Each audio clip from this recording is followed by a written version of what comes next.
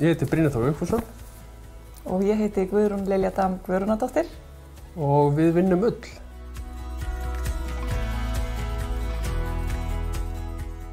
Framleiðslan hefst náttúrulega bara þegar kindin er rúin. Já. Og við tökum við ullinni bara í pókum og þvoðum hana. Gróf hreinsum hana. Já, þannig við erum að þvo svona 3 til 9 kíló í vél. Já. Þurrkum svo í tæpan sólarhring. Síðan setjum við þetta í gegnum tætara sem að opnar svolítið ullina. Þá er þetta orðið svona hálfgert ský. Já. Svo setjum við þetta í gegnum hárskilju og þá tökum við frá grófasta togið. Og stystu hárin. Þannig að við erum að fá meðaltalslengd í þræðina. Af því að togið er lengra og grófari hár og þelið er styttri og þynnri hár. Svo kembum við og fáum þá svona lippur heitir það. Já. Og setjum þær tvisvar í gegnum dragvél.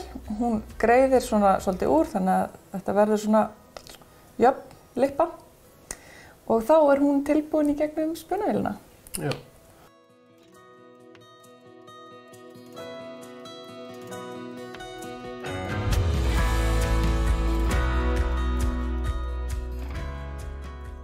Við erum að vinna miklu lengri og erfiðari vinnudaga í rauninni heldur en við höfum nokkuð tíma gert. En þegar við komum heim og setjumst niður og erum að fara að huga að fara að sofa, þá vitum við erum búin að gefa kindunum 2 og geitunum, öllum dýrunum okkar.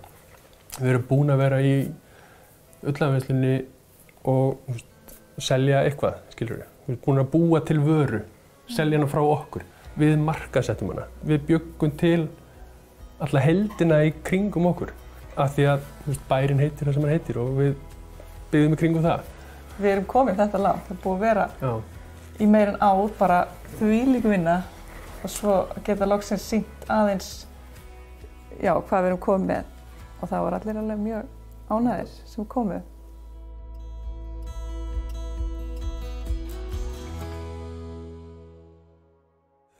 Af því að við vorum ekki í Reykjavík að fara að kaupa okkur einbýlishús.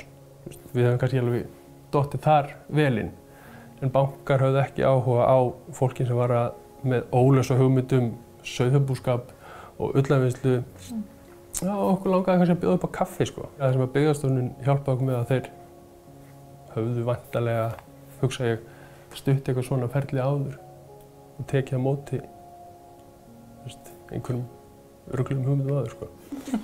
Allt sem hafði verið unnið í gagnvart þessu verkefni áður í brotthættum byggðum var náttúrulega beinagrindin að í rauninni því sem við förum sinni inn í Byggðastofnun með. Já, það spilaði stóran þátt í því að fara til Byggðastofnunar verandi í brotthættri byggð og ætla að sýna fram á atvinnutækifæri og atvinnusköpun. Getum búið þar sem við viljum búa, boðið börnunum okkar þar sem þau vilja, þótt þau vilja geta farið í sund. Við þurfum að fara inn á Húsavíkinn í sund eða Raufarhöfn sem er rauninni jafn langt í hvora leiðina. En við getum ekki boðið upp á allt sem er í bæ. Getum ekki boðið upp á... En það er samt einhvern veginn bara, þau koma með okkur í fjárhúsin. Og þótt að við sjáum það á þeim. Og það er bara besta sem þau gerðu í dag, sko.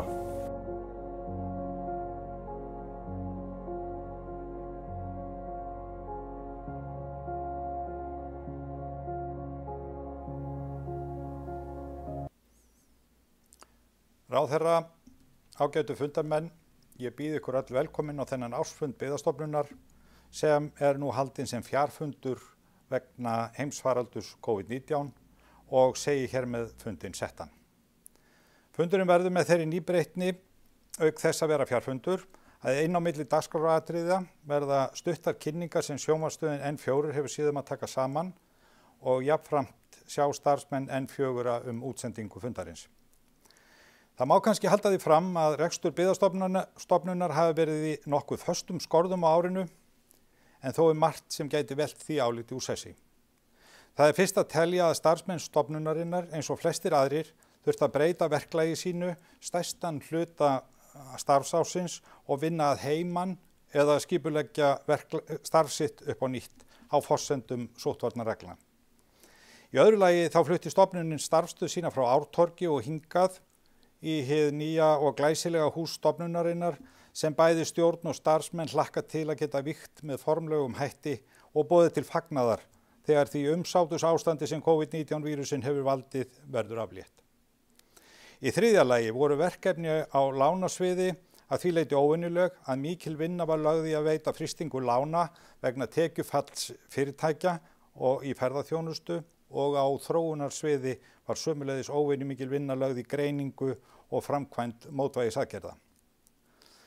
Það sem styður þá kenningu að rekstur stofnunarinnar hafi þrátt fyrir allt verið í föstum skorðum svo einfalda en jafnframt ánægjulega staðreynd að starfsfólkið og innviðirnir stóðust það álagsbrá sem á þau var lagt með miklum ágætum. Stjórn Byggðastofnunar hélt 14 bókaða fundi frá síðasta ársfundi til dagsins í dag að telja. Sú breyting varð á verklagi stjórnar eins og flestum öðrum stjórnum og ráðum á COVID-árinu 2020 að meirihluti funda var í fjarfundi.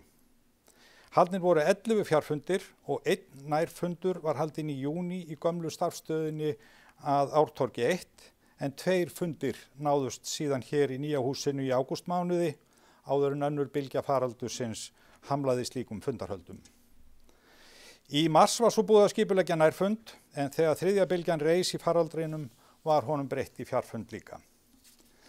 Í stjórn Byggðastofnunar hafa setið frá síðasta ársfundi Magnús B. Jónsson, stjórnarformaður sem hér stendur, Halldóra K. Hauksdóttir, varaformaður og stjórnarmennirnir Gunnar Þorgeirsson, Karl Björnsson, María Hjálmarsdóttir, Sigríður Jónasdóttir og Heiðbrá Ólafsdóttir.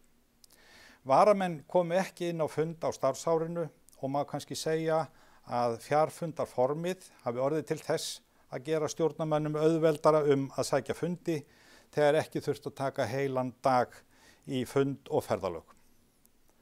Þar að auki var faraldurinn auðvitað til þess að fólk hélt sig meira heima. Ferðalög og samkomur á ýmsu tagi urðu því ekki til að hamla fundaþátttöku stjórnarmanna. Helstu verkefni stjórnar hafa verið að fylgjast með rekstri stofnunarinnar og framgangi hinna ýmsu og fjölbreytilegu málaflokka sem Byggðastofnun sinnir. Hún hefur fjallað skýrslur innri og ytri endurskoðanda ásamt því að yfirfara og samþykkja ársreikning stofnunarinnar. Þá var það verkefni stjórnar að móta stefnu áhættu og fjalla áhættuskýrslu. Það kannski rétt að geta þess að jafn óspennandi og hugtækið áhættuskýrsla kann að hljóma, þá er hún mjög mikilvægt gagn fyrir stjórnarmenn til að fylgjast með og hafa yfirsýn yfir reksturinn og hina ýmsu áhættuþætti. Stjórnin hefur það hlutverk að taka ákvörðun fjármögnun og lausafjárstýringu, að móta stefnu útlán og hafa eftirlit með framkvæmd útlána sem og að afgreiða þau lánamál sem vísaði til stjórnar. Í því verkefni gerði stjórnin þá breytingu á starfsreglum að fela lánanefnd aukið umboð þar sem gengið út frá því að lánafyrirgreiðslur þurfi ekki að fara fyrir stjórn nema þau séu yfir 10% af eigin fjárgrunni stofnunarinnar. Auk þess var skipun lánanefndar betur skilgreind. Það er einnig hlutverk stjórnar að móta stefnu helstu áherslur og verkefni og starfshætti stofnunarinnar sem og að fjalla byggðamál og byggðaáherslur og afgreiða þau byggðatengdu mál sem til hennar er vísað, svo sem sértækum byggðakvóta og ákvörðun brothættar byggðir. Byggðaþróun á Íslandi hefur gengið í gegnum ýmis tímabil og einkennst af margvíslegum ytri og innri aðstæðum í þjóðfélaginu og heiminum yfirleitt auðvitað. Áhrifavaldar á byggð og búsetu hafa sprottið upp úr margvíslegum og mismunandi aðstæðum. Tækniþróun og efnahagsþróun og breytingar í menningu hafa gjarnan átt þar stóran þátt. Það er því áhugavert að velta því fyrir sér hvaða áhrif nýjar tæknilausnir, breytt viðhorf í umhverfismálum og efnahagsniðursveifla vegna COVID-19 faraldursins koma til með að hafa á byggðaþróun. Það er þó rétt að hafa það í huga að engin einn þáttur getur orðið allsráðandi búsetu eða þróun byggða nema náttúruhamfarir. Allar spár benda til þess að í framhaldi af þeim samdrætti sem orðið hefur í atvinnu og samgöngum heimsbyggðarinnar í faraldrinum verði umtalsverður efnahagssamdráttur, þó deilt sé hve mikill hann verði. Augljósasta afleiðingin er fyrir ferðaþjónustu allt land. Með niðursveiflu í hagkerfum flestra landa má reikna með að ráðstöfunarfé einstaklinga og fjölskyldna hafi minnkað og möguleika til ferðalaga milli landa þar með. Og að auki má reikna með að flugfargjöld muni hækka sem dragi enn úr ferðahug yfir höf og lönd. Samdráttur í ferðaþjónustu hefur á landsbyggðunum meðal annars komið fram í þörf þjónustuaðilana til að fresta afborgunum lána sem Byggðastofnun hefur veitt eins og aðrar lánastofnanir. Þótt bólusetningar gangi sjálfur sér vel og segja má að við séum farin að sjá til lands, þá ríkir enn nokkur óvissa hvenær ferðahömlum verði aflétt og ekki síður hvernig það verður gert. Hvernig sem það verður, má gera ráð fyrir að ferðamennska og tekjur og erlendu ferðamönnum vaxi hægt í byrjun og það taki ferðaþjónustu fyrirtæki nokkuð tíma að ná sér á réttan kjöl aftur. Víða land getur endurreist því orðið nokkuð erfið og þarf að huga vel að því að ekki allt unnið þótt COVID-19 sé haldið í skefjum og frelsi til ferðalaga endurheimt. Þau fyrirtæki sem hafa byggt allt sitt á ferðamennsku gætu þurft á áframhaldandi stuðningi að halda eða nýjum lausnum til að lifa af fyrstu misserin eftir að svo kallað eðlilegt ástand endurheimt. Fyrir flest byggðarlög í landsbyggðunum skiptir höfuðmáli að vel takist til í þessum efnum og óhjákvæmilega hlýtur Byggðastofnun að hafa þar hlutverkið að gegna.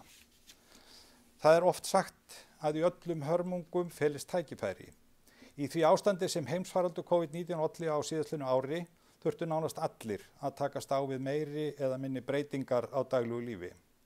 Fólk aðlagaðist og lærði að nýta sér fjarvinnu þar sem störf buðu upp á þann möguleika að vinna heima. Fundir, ráðstefnur, nám og önnur samskipti fluttust yfir á stafrænt form. Nýjar lausnir ruddu sér til rúms og tæknikunnátta og viðhorf þróuðust á undraverðum hraða. Á tiltölulega fáum vikum aðlagaðist samfélagið að nýjum lausnum sem munu áfram verða til staðar og halda áfram að þróast og mótast. Þessar nýju lausnir munu óhjákvæmilega hafa áhrif á byggðaþróun á komandi árum. Spurningin kannski frekar á hvern hátt það verður. Munu nýjar tæknilausnir, þar sem staðsetning starfsmanna skiptir ekki höfuðmáli, verða til þess að störfum án staðsetningar fjölgar til muna. Verður það til þess að byggð utan stærstu þéttbýliskjarna styrkist eða verður enn erfiðar að halda staðbundnum verkefnum í landsbyggðunum? Við þessum spurningum vissulega snúið að finna svar og einungis tíminn getur leitt þau í ljós. Það má sömuleiðis velta fyrir sér hvort sífellt betri aðgangur að menntun, vöru og þjónustu á internetinu munu styrkja hinar dreifðu byggðir eða hvort netþjónustan verður til að kippa fótunum undan annars veikburða þjónustustofnunum í fámennum byggðum. Það því mjög mikilvægt í öllu tilliti að halda vöku sinni gagnvart því hvernig hægt að nýta breytingar til jákvæðra áhrifa á þjóðlíf allt, ekki síst fyrir hinar dreifðu byggðir sem ætíð eru viðkvæmastar fyrir samfélagslegum umbyltingum.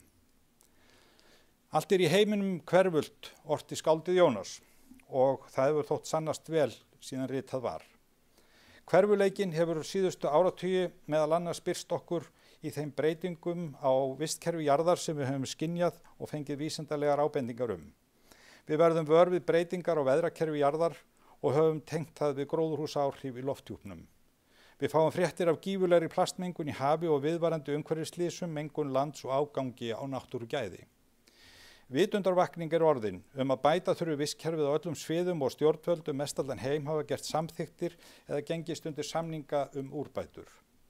Þótt margumræddur heimsfaraldur hafi kannski ekki orðið til þess að slíkar samþykktir verið gerðar. Þá hafði þó þau áhrif að með útgöngubönnum, samgöngu og ferðatakmörkunum dró verulega úr allri mengun.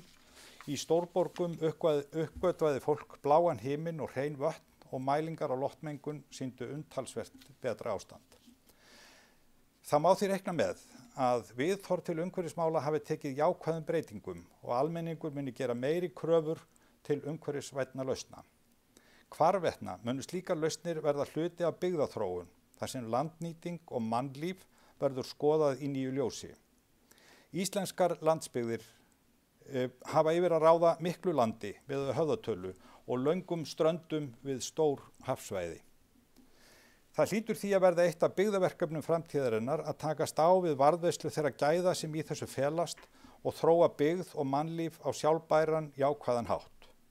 Í slíkri byggðaþróun felast mikil tækifæri þar sem hreinleiki og jafnvægi milli náttúru og byggðaþróunar verða metin til sérstakra lífsgæða. Árið 2020 var einstakt í mannlífi jarðarbúa þar sem hver þjóð var að glíma við nýja vá og aðra nálgun á flest sem að samfélagsgerð lítur. Í heimsfaraldrinu reyndi á flestalla innviði hverrar þjóðar sem leiddi aftur í ljós hve sterkir þeir eru. Í þessum átökum við hinn örsmáa en hættulega óvin sem koronaveiran mætti auðvitað mest á heilbrigðisstarfsfólki og öðrum sem sinna framlínu störfum sem sönnuðu bæði ágæti sitt og hæfni. Þeirra framistæða verður sennilega seint fullþökkuð. En það reyndi líka á stjórnkerfi Íslands, þar sem umbylting af því tagi sem faraldurinn olli hefði auðveldi að geta leitt til upplausnarástands. Segja má að stjórnkerfið hafi einnig staðist prófið með ágætum og öll viðbrögð við félagslegum og efnahagslegum afleiðingum faraldursins hafi sýnt að innviðir samfélagsins eru sterkir. Nú farið að sjást til lands í brimróðrinum gegnum bylgjur faraldursins og framundan endurreisnar starf þar sem almenningur, fyrirtæki, stofnanir og stjórnvöld þurfa öll að leggja sitt af mörkum til að árangur náist. Það alveg ljóst að Byggðastofnun einn hlekkurinn í viðreisnarferlinu í landsbyggðunum og mikilvægt að hún styrkist enn frekar til að róðurinn á það borðið verði öruggur og ákveðinn.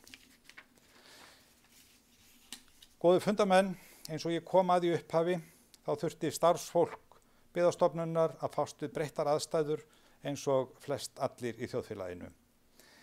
Ég veit að ég tala fyrir hönd allra stjórnarinnar þegar ég fullyrði að við erum ákaflega stolt af því góða starfsfólki sem stofnunin hefur á að skipa. Hvert sem litið í verkefnum hennar höfum við séð samhentan hóp starfsmanna og vönduð vinnubrögð og því vil ég fyrir hönd stjórnar þakka forstjóra og starfsmönnum Byggðastofnunar einstaklega gott og gefandi samstarf.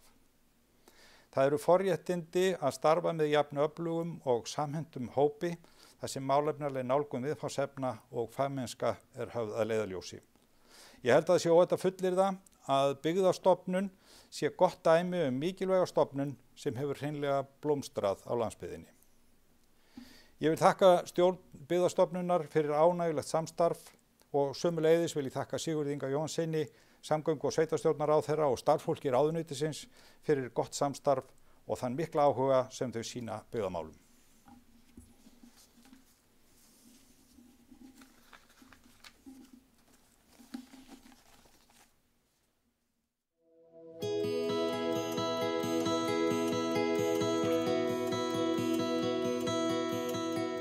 Fundarstjóri, góðir fundargestir.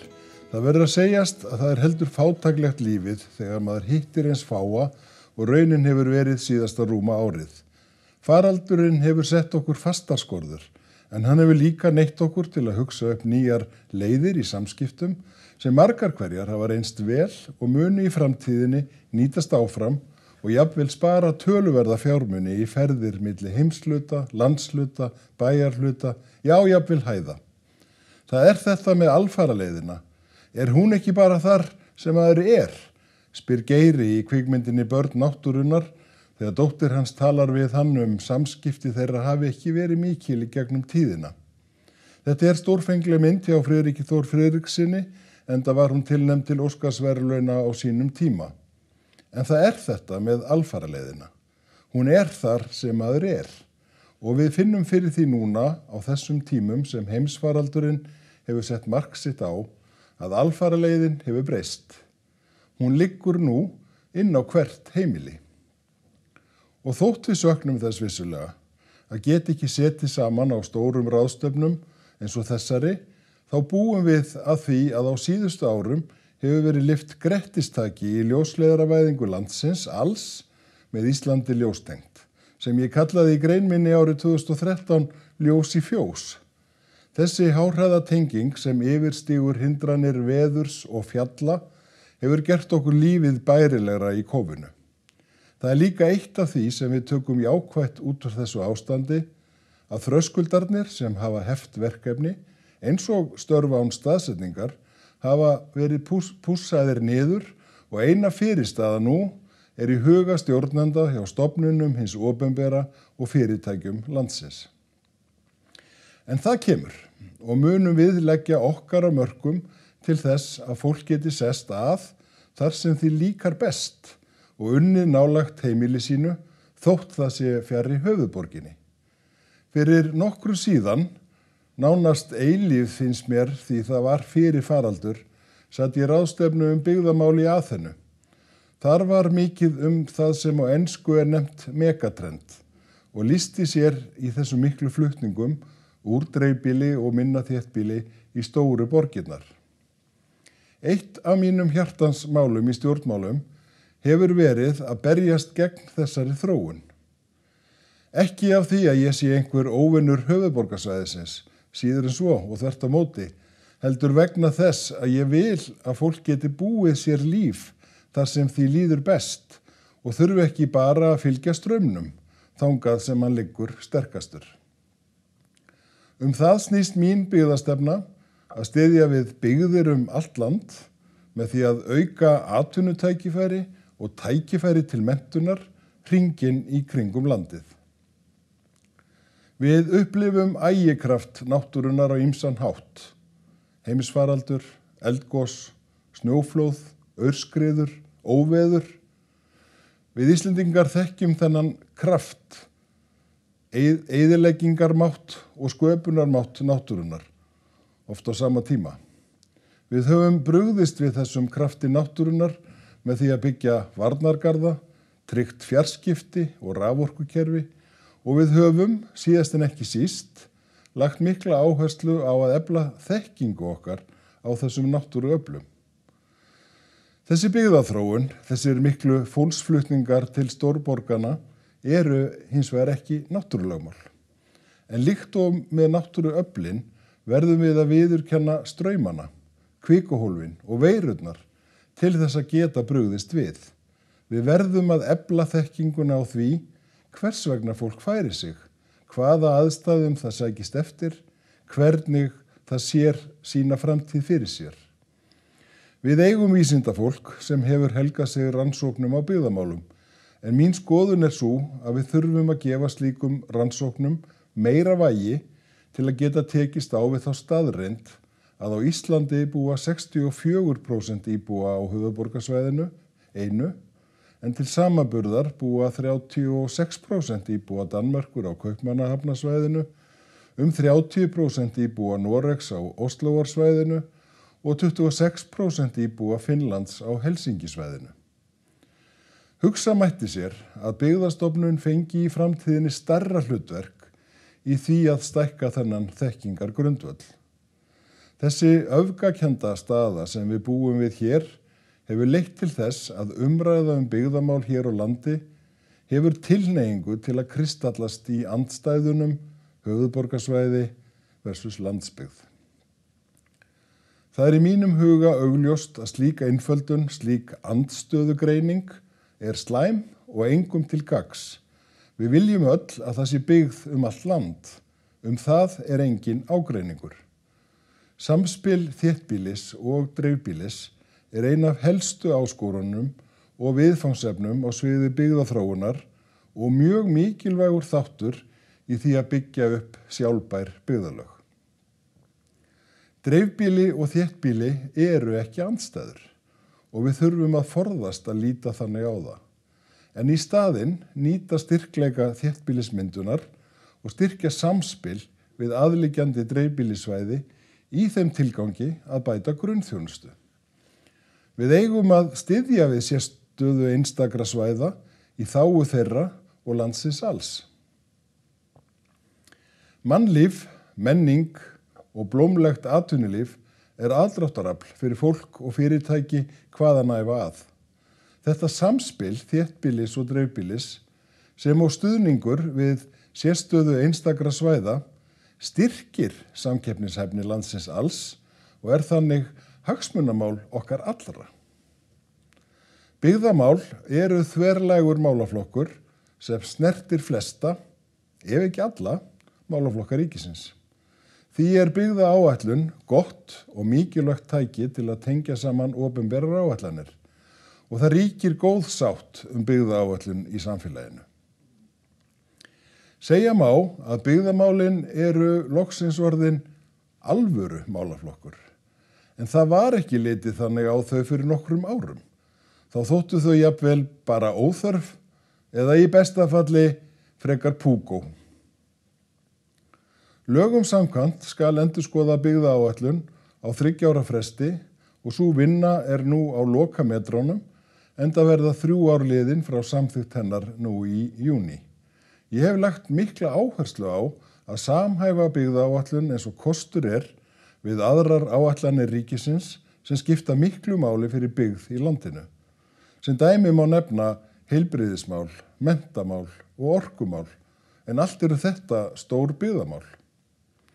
Og ekki má gleyma hinum 3 áætlununum sem heyra undir mitt ráðuneyti, það er að segja samgönguáætlun, fjarskiptaáætlun og áætlun í málefnum sveitarfélaga. Við horfum til allra þessara áætlana nú við endurskoðun byggðaáætlunar. Stefnt að því að hvítbók, það er að segja drög að stefnu, verði lögð fram í samráðsgátt stjórnvalda nú á næstu dögum. Byggðastofnun og ráðuneytið leiða þessa vinnu í nánu samráði við haghafa í samfélaginu, svo sem sveitarfélög og önnur ráðuneyti. Landsátakið Ísland ljóstengt og uppbygging opinbera aðila og fjarskipta aðstöðu á undanförnum árum lýsandi dæmi sérstaka fjármögnun á vegum ríkis og heimafólks til að jafna aðstöðumun milli dreifbýlis og þéttbýlis. Með loka úthlutun fjarskiptasjóðs seinna í þessum mánuði hefur ríkið styrkt með beinum hætti tengingu 6.000 lögheimila og annarra styrkhæfra staða í dreifbýli landsins og stuðlað óbeint að tengingu 1000 sumarhúsa og annarra bygginga. Þetta landsátak hefur þegar bylt forsendum búsetu og atvinnurekstrar í sveitum landsins. Á kjörtímabilinu hefur margt áunnist. Hvort tveggja varðar uppfærslu regluverks fjarskipta og netöryggis sem og uppbyggingu fjarskipta innviða. Tímabært að leggja línur fyrir nýja framsókn í fjarskiptum. Ísland fulltengt með ljósleiðara og 5G óháð búsetu. Með slíkri framtíðarsýn og tilheyrandi aðgerðum væri óvissu eitt það hvort fólk óháð búsetu fái notið þeirrar þjónustu sem verður forsenda og hvati samfélagslegra framfara og nýsköpunar land allt í fyrirsjáanlegri framtíð. Standi hún til boða eðlilegt að hún verði jafnframt áræðanleg, örugg og á sanngjörnu verði.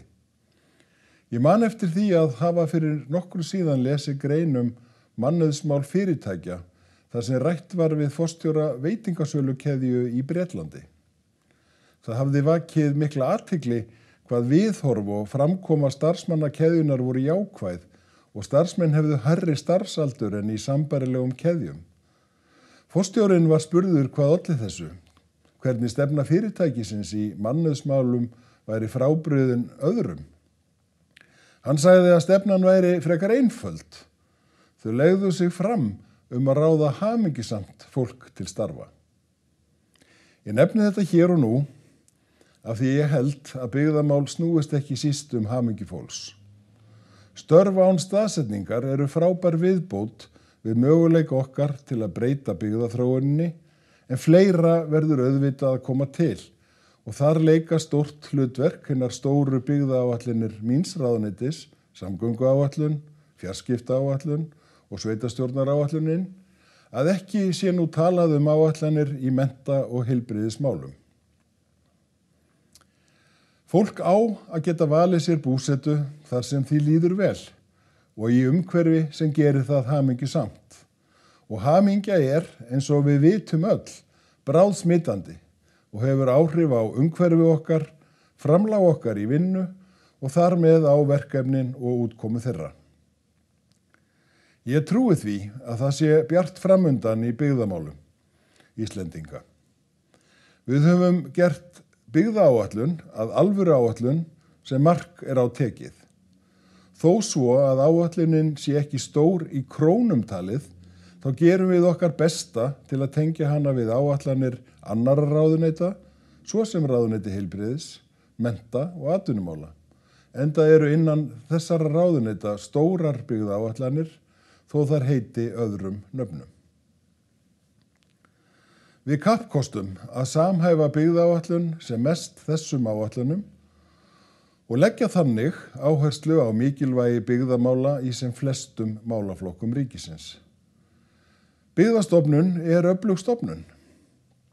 Með verkum sínum hefur stofnunin áunnið sér traust, ekki bara mitt og ráðuneytisins, heldur líka samfélagsins alls. Ég vil nota tækifærið og þakka stjórnendum og öllu því öfluga starfsfólki sem stofnunin hefur á að skipa, kærlega fyrir gott samstarf og velunnin störf. Að lokum vil ég segja þetta. Við sjáum til lands. Stundin er að renna upp. Stundin sem við höfum beðið eftir síðan heimsfaraldurinn skall á með öllu sínu tjóni á heilsu og hag fólks allan heim. Allt síðasta ár hefur verið helgað baráttunni við faraldurinn. Helgað því að vernda heilsu fólks og afkomu og því að tryggja hraða og markvissa viðspyrnu fyrir Ísland. Augnablikið þegar allt horfir til betri vegar er ekki síst upplifun okkar hvers og eins þegar við fáum stunguna í öxlina, þegar við sjáum fram á að losna við óttan við veiruna, ótta sem snýst ekki aðeins okkur sjálf, heldur ekki síst ástvini okkar. Ég er stoltur af þjóðin okkar. Á erfiðum tímum þegar faraldurinn hefur ógnað heilsu okkar og okkar nánustu, hefur þjóðin staðið saman og mætt erfiðleikum af einurð og styrk. En sól hækkar á lofti, hópur bólusettra stækkar, atvinnulausum fækkar, við horfum bjartsýn fram á veginn. Takk fyrir mig.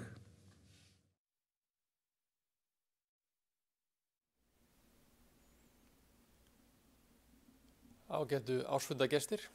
Á starfsárunum sem að nú er að líða hefur Byggðastofnun unnið að fjölbreyttu verkefnum, bæði stórum og smáum. Mörg þeirra tengjast faraldrinum með beinum hætti og starfsmenn Byggðastofnunar unnið að greiningum á áhrifum faraldursins á atvinnulíf og samfélag víða land og komu að framkvæmd margvíslegra mótvægisaðgerða. Verkefnum starfsársins er ítarlega lýst í veglegri ársskýrslu sem að kemur út nú í dag og er aðgengileg á heimasíðu Byggðastofnunar, auk þess sem nokkur þeirra verða kynnt betur hér síðar á fundinum. Hver kynslóð horfir á sinn samtíma af sínum sjónarhóli. En þrátt fyrir það verður það tímabil sem að nú stendur eflaust lengi minnum haft sem eitt hið erfiðasta í íslensku samfélagi. Heimsfaraldur COVID-19 hefur orðið til þess að fjöldi fyrirtækja hefur lagt upp laupana og atvinnuleysi mælst hærra en nokkur sinni fyrr.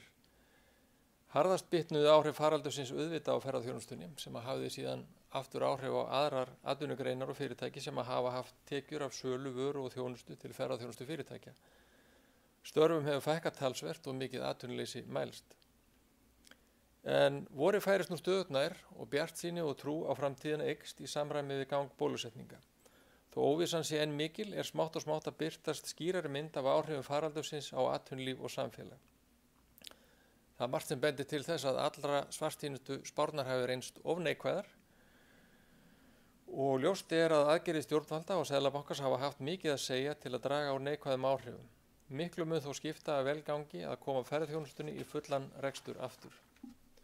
Ferðaþjónustan hefur nokkura áraskeið verið ein helsta, ef ekki helsta, vaxtargrein í atvinnulífi landsbyggðanna og hefur þar af leiðandi verið fyrirferðarmikil í útlánasafni Byggðastofnunar og hafa flestir ferðaþjónar í hópi okkar viðskiptavina þurft á aðstoð að halda í formi skuldbreytinga eða frystingar lána. Á komandi misserum má reikna með því að fara þurfi í afskriftir eða skuldaaðlögun hjá mörgum þessara fyrirtækja ef áhrif faraldursins dragast á langinn. Þegar þær ákvarðanir verða teknar er mikilvægt að horft verði til byggðasjónarmiða þegar unnið er úr þeim málum og lagt mat á lífanleika einstakra fyrirtækja. Þegar horft er á rekstur Byggðastofnunar við þessar aðstæður er ljóst að þær reyna mjög á fjárhagarnar og líklegt er að þeirra áhrifa gæti einnig á árinu 2021. Samkvæmt rekstrarreikningi nam tap á rekstri Byggðastofnunar 62 milljónir króna á síðasta ári en til samanburðar var 95 milljóna króna hagnaður árið 2019. Eigið fé í lok desember 2020 samkvæmt efnahagsreikningi voru 3.154 milljónir og eigin fjár hlutfalli rúm 19% sem er örlítil lækkun frá árslokum 2019. Fjárhagsleg staða stofnunarinnar er því býsna sterk þrátt fyrir allt. Útlánastarfsemi Byggðastofnunar er rekin á grundvelli byggðasjónarmiða með það að megin markmiði að mæta markaðsbresti aðgang fólks í rekstri og fyrirtækja að lánsfé á stórum svæðum landsins. Þó vel hafi gengið undanfarin ár þess ekki að vænta að rekstur hennar skili árvissum hagnaði og stofnunin auðvitað mjög viðkvæm fyrir sveiflum í gengi gjaldmiðla og ytri aðstæðum í atvinnulífi landsbyggðanna sem að henni ætlað að þjóna. Heimsfaraldur ef til vill góður tími til að skapa, búa til eitthvað nýtt og endurhugsa vinnulag og verkferla innan stjórnsýslunnar. Það merkilegt að það hafi þurft áfall sem þetta til að vísa okkur á nýjar leiðir í samskiptum. Stofnanir og fyrirtæki verða að búa yfir getu til að þróast í takt við þarfir þess samfélags sem þeim ætlað að þjóna. Þetta ekki síst áhugaverð þróun út frá byggðasjónarmiði. Sú aldagamla hugsun að sérhvert starf eigi sér fasta og umbreytanlega staðsetningu á útleið og faraldurinn hraðar þeirri þróun. Störf hverfa með nýrri tækni og nýverða til. Möguleikar samfélag allt land að laða til sín fólk og ný störf stóraukast og þannig mun skapast grunnur undir sterkara atvinnulíf sem byggir á fleiri stoðum en áður. Einhæfni í atvinnulífi og sú staða að atvinnulíf eins samfélags hvílir nánast á rekstri eins eða fárra fyrirtækja ógnar byggðafestu og sagan geymir mörg dæmi áföll sem af því leiða. Með nýrri tækni hefur heimurinn minnkað og mikilvægt fyrir sveitarfélög að gera ráð fyrir og styðja við möguleika fólks og fyrirtækja til að nýta sér þessa kosti í framtíðinni. Á móti verður ríkið að leggja til trausta innviði. Ekki síst á sviði fjarskipta og raforkuflutninga auk þess að styðja með virkum hætti við framþróun hvað varðar aðgengi að menntun og heilbrigðisþjónustu. Margir halda því fram að leið og aflétt verður þeim samkomutakmörkunum sem að fylgt hafa COVID fari allt í sama farið aftur. Endalausa ferðir jafnvel á stuttafundi byrja aftur eins og ekkert hafi í skorist. Það mikilvægt að stjórnendur hjá ríkinu gangi á undan með góðu fordæmi og styðji við nýtt verklag á þessu sviði.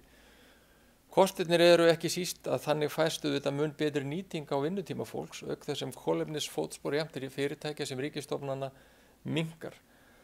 Þá má einnig hafa í huga þetta stór eykur möguleika okkar á þáttöku í erlendu samstarfi án mikils kostnaðar og vinnutaps. En hvers konar mál eru þessi byggðamál og til hvers eiginlega byggðastefna? Því stundum svarað á þann veg að tilgangur byggðastefnu byggi á tilhneigingu efnahagslegra starfsemi til að þjappast saman í frjálsum markaðshagkerfi sem oft leiði af sér svæðisbundna mismunun á mörgum sviðum. Þetta endurspeglist svo í vali búsetukosta í byggðaþróun. En byggðastefna ekki séríslenskt fyrirbæri. Öll þau lönd sem við viljum bera okkur saman við reka byggðastefnu af einhverju tagi þar sem leitast við að vega upp þennan aðstöðumun. Megin einkenni byggðastefnu allra þessara landa birtast í aðgerðum til að treysta aðgengi íbúa að nauðsynlegri grunnþjónustu og uppbyggingu innviða til að efla atvinnusköpun og sjálfbærni með umhverfisvernd að leiðarljósi. Rík áhersla lögð á að vinna með styrkleika einstakra svæða og þar sem aðstöðumun að finna leitast við að jafna hann og efla samkeppnishæfni svæðisins í því augnamiði að efla samkeppnishæfni landsins alls. Byggðamál og byggðaþróun njóta nú stöðugt vaxandi athygli og áhuga jafnt meðal almennings og hjá þeim sem starfa á vettvangi stjórnmála, bæði á sveitarstjórnarstigi sem á landsvísu. Það skiptir líka máli metnaður og áhugi ráðherra á málefninu. Byggðastefna okkar Íslendinga birtist í stefnumótandi byggðaáætlun sem ráðherra leggur fyrir Alþingi til samþykktar á að minnstakosti 3 ára fresti. Áætlunin skal lýsa stefnu ríkisins í byggðamálum hverju sinni og samhæfingu við aðra stefnumótun og áætlanagerð hins opinbera.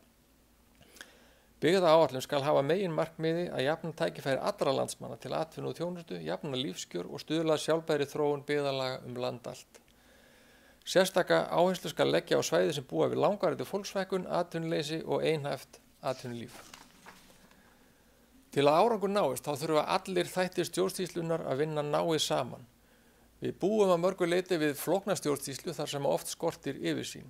Skipulagi stjórnsýslunar oft líkt við síló þar sem ákvarðanir teknar í ráðuneytum og stefna mótuð á nægilegra tengsla og samráðs við aðra hluta stjórnsýslunar og jafnvel í samkeppni við hana. Mikið hefur þó áunnist á þessu sviði á undanförnum árum og löggjafinn hefur leitast við að gera úrbætur með áherslu á samhæfingu þvert á áætlanir og málaflokka. Enda það óhjákvæmilegt. Byggðamál ekki eyland eða málaflokkur í sjálfu sér. Heldur mikið fremur sýn á marga málaflokka sem birtist í byggðasjónarmiði. Og það ef til vill mikilvægasta hlutverk byggðaáætlunar, að lýsa byggðasjónarmiði og koma því að við stefnumótun á öllum sviðum. Mín framtíðarsýn svo að það verið talið eðlilegt og sjálfsagt. Góðir áheyrendur, árangur okkar og samstaða í baráttu við heimsfaraldur og vísbendingar og batnandi horfur í efnahagslífi þjóðarinnar gefur tilefni til bjartsýni þróun íslensks samfélags. Hér á eftir mér mun Hólmfríður Sveinsdóttir, sérfræðingur í samgöngu- og sveitarstjórnarráðuneytinu, kynna helstu áherslur við endurskoðun byggðaáætlunar. Á eftir henni mun Sigríður Elín Þórðardóttir, forstöðumaður þróunarsviðs Byggðastofnunar, gera grein fyrir niðurstöðum könnunar á byggðafestu og búsetu fyrirætlunum Íslendinga. Því næst mun Arnar Már Elíasson, forstöðumaður fyrirtækisins Byggðastofnunar, fara yfir þróun og árangur af útlánastarfi Byggðastofnunar á liðnum árum og lokum ætlar Þorkell Stefánsson, sérfræðingur á þróunarsviði stofnunarinnar, að fjalla notkun gagnagrunns og mælaborða byggðatengdar upplýsingar. Ég vil að lokum þakka stjórn og starfsfólki Byggðastofnunar fyrir þétt og gott samstarf á krefjandi tímum sem að hafa þjappa fólki saman og laða fram það besta í góðum og öflugum hópi. Sérstaklega vil ég þakka Sigríði Jóhannesdóttur ánægjulegt samstarf, en hún gengur nú úr stjórn eftir að hafa átt sæti frá árinu 2014. Einnig færi ég ráðherra og starfsfólki samgöngu- og sveitarstjórnarráðuneytisins bestu þakkir fyrir samstarfið á árinu.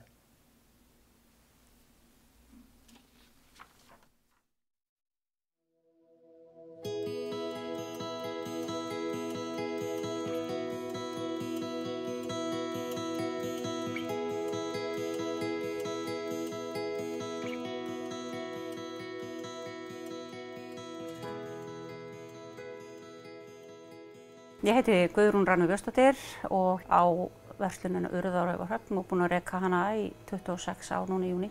Ég er fædd hér og uppalinn, þannig að ég er búin að vera hérna í 62 ár, þannig að það er bara gott.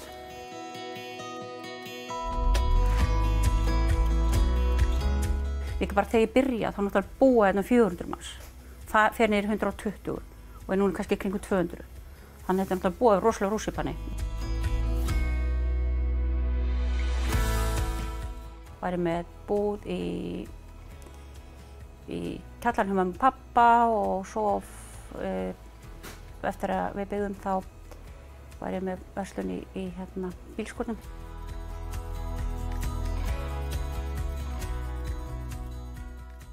Já, það var gríðarlega mikilvægt að fá styrk frá Byggðastofnun því að þegar ég stofnaði búðina fyrir 26 árum síðan þá var allt keypt notað og búið að vera allt og já, aldrei verið neinu skipt út sko.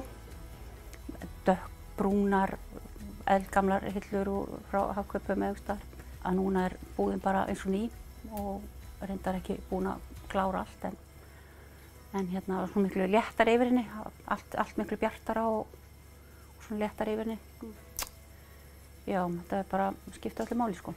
Frábært að þau skulu svona bara sinna því að aðstoða þá sem að þurfa að hafa meira fyrir þessu heldur en stórstæðnir.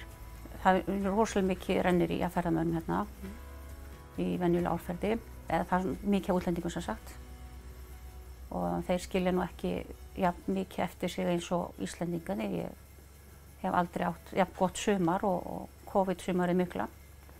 Þannig að ég vil náttúrulega bara fá Íslendingarna áfram sko. Þeir kunna að gera vel við sig. Íslendingurinn er hún finnst ótrúlega mikið vöruúrval og líka kommenta mjög ofta á að það sé gott verðið sé bara mjög sanngjarnt. Það er alltaf gaman að fá svoleiðis komment. Já, fólk er náttúrulega gríðarlega þakklátt fyrir þetta og sýnir það náttúrulega bara í verki með að vera versla vel heima við. Það er ekki spurning. Stundum getur maður verið svona hálfgerður sálfræðingur sko. Þegar það lendir þannig á. Ef fólk þarf eitthvað að tjá sig. Maður er alltaf að hitta nýtt og nýtt fólk og til dæmis á sumrin þegar brottfluttir að koma í heimsókn og svona, þá koma þeir í búðina. Húsið heitir Álfaborg. Það er álfasteinn þarna sem við hreyfum ekki við. Þetta er byggt á síldarárunum fyrir sem verbúð. Maður þekkir náttúrulega hver einasta manneskja í þorpinu sko. Þannig að þegar kom einhver nýtt fólk þá náttúrulega er ég svona kannski heimamanneskjan sem það hittir oftast.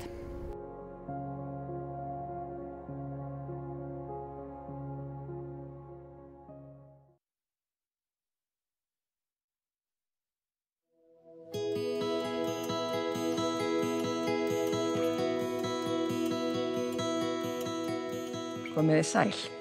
Ég fæ þann heiður að segja ykkur frá þeirri vinnu við endurskoðun byggðaáætlunar, vinnu sem að nú er á lokametrunum.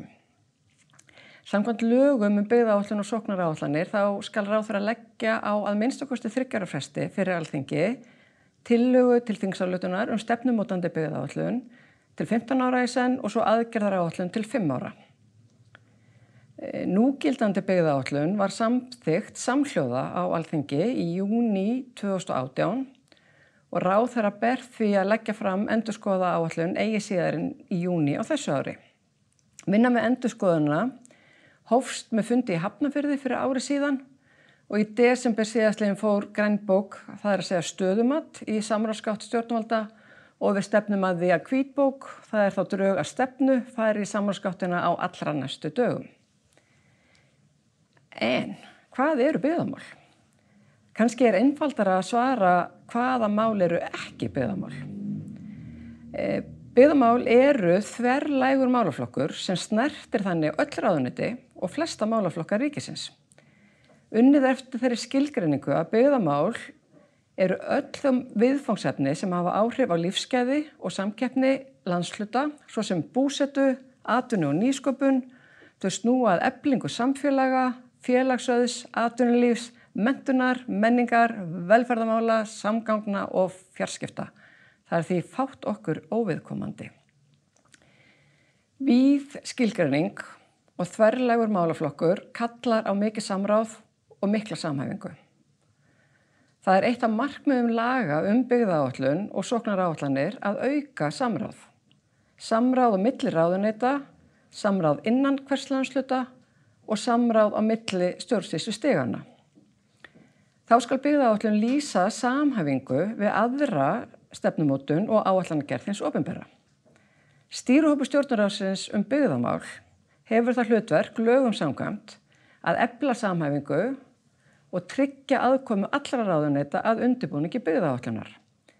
Það er svo byggðamálaráð sem að gera tillögu til ráðherra að stefnumótandi byggðaáætlun. Helstu áskoranir og viðfangsefni á sviði byggðaþróunar eru að takast á við fækkun íbúa á einstökum svæðum, einhæft atvinnulíf, tækniþróun, samspil þéttbýlis og dreifbýlis, uppbyggingu innviða, umhverfis- og loftslagsmál og samkeppnisefni. Til að takast á við þessar áskoranir verður unnið að 5 lykilviðfangsefnum. Það er í fyrsta lagi lýðfræðileg þróun og grunnþjónusta. Það er fjölbreytt atvinnulíf, innviðir, umhverfis- og loftslagsmál og að lokum alþjóðleg samkeppnisstaða og sjálfbærar byggðir. Þessi lykilviðfangsefni, þessi 5 lykilviðfangsefni voru skilgreind og sett fram í grænbókinni og sátt virðist ríkja þau. Meginmarkmið byggðaáætlunar samkvæmt lögum er þríþætt. Það er að jafna aðgengi að þjónustu, jafna tækifæri að atvinnu og að stuðla að sjálfbæri þróun byggða land allt. Þá segja lögin að sérstaka áherslu skuli leggja á svæði sem búa við langvarandi fólksfækkun, atvinnuleysi og einhæft atvinnulíf. Við útfærslu þessara markmiða þá leitust við sem að vinnum að þessum málaflokki að taka mið af altækri hugsun. Það er að taka mið af ólíkri stöðu og ólíkri þörfum allra íbúa landsins. En lítum aðeins á þessi markmið 3. Það er markmið A, að jafna aðgengi á þjónustu. Það þýðir að þjónusta er veitt sem mest í nærsamfélaginu eða með stafrænum hætti og að aðgengi að miðlægri þjónustu verði jafnað hvort sem að það er með nýtingu tæknilausna eða lágmörkun á kostnaði vegna þjónustu sóknar. Síðan erum við með áherslur og aðgerðir til að stuðla að því að þetta markmið nái fram að ganga. Dæmi áherslur sem að heyra undir þetta markmið, það er að aðgengi að þjónustu verði jafnað, að opinber grunnþjónusta verði skilgreind og réttur íbúa landsins alls til hennar verði tryggður óháð búsetu. Að opinber stefnumörkun verði samhæfð eins og kostur er, áhersla á stafræna þjónustu sem að stuðlar að búsetu jafnræði, aðgengi að menntun fyrir alla aldurshópa og að orkukostnaður heimila verði jafnaður. Sumar þessara áherslna leiða til aðgerða og dæmi aðgerðir undir þessu þjónustumarkmiði þá stafræn þjónusta og þá getum við verið að tala fjarheilbrigðisþjónustu, fjarnám, það að segja aðgerðir sem að snúa að því að hagnýta tækni og ljósleiðaravæðingu sem við höfum lagt mjög mikla áherslu á. Þetta aðgerð sem að snýra því að efla sýslumannsembættin sem miðstöð stjórnsýslu í ríkisins og miðstöð stjórnsýslu í ríkisins í héraði og færa þeim aukin verkefni. Við erum að tala nærþjónustu við innflytjendur, meðal annars þegar kemur að íslensku og samfélagskennslu og að framfæri heildstæð kostnaðargreining vegna þjónustu sóknar, þjónustu þega.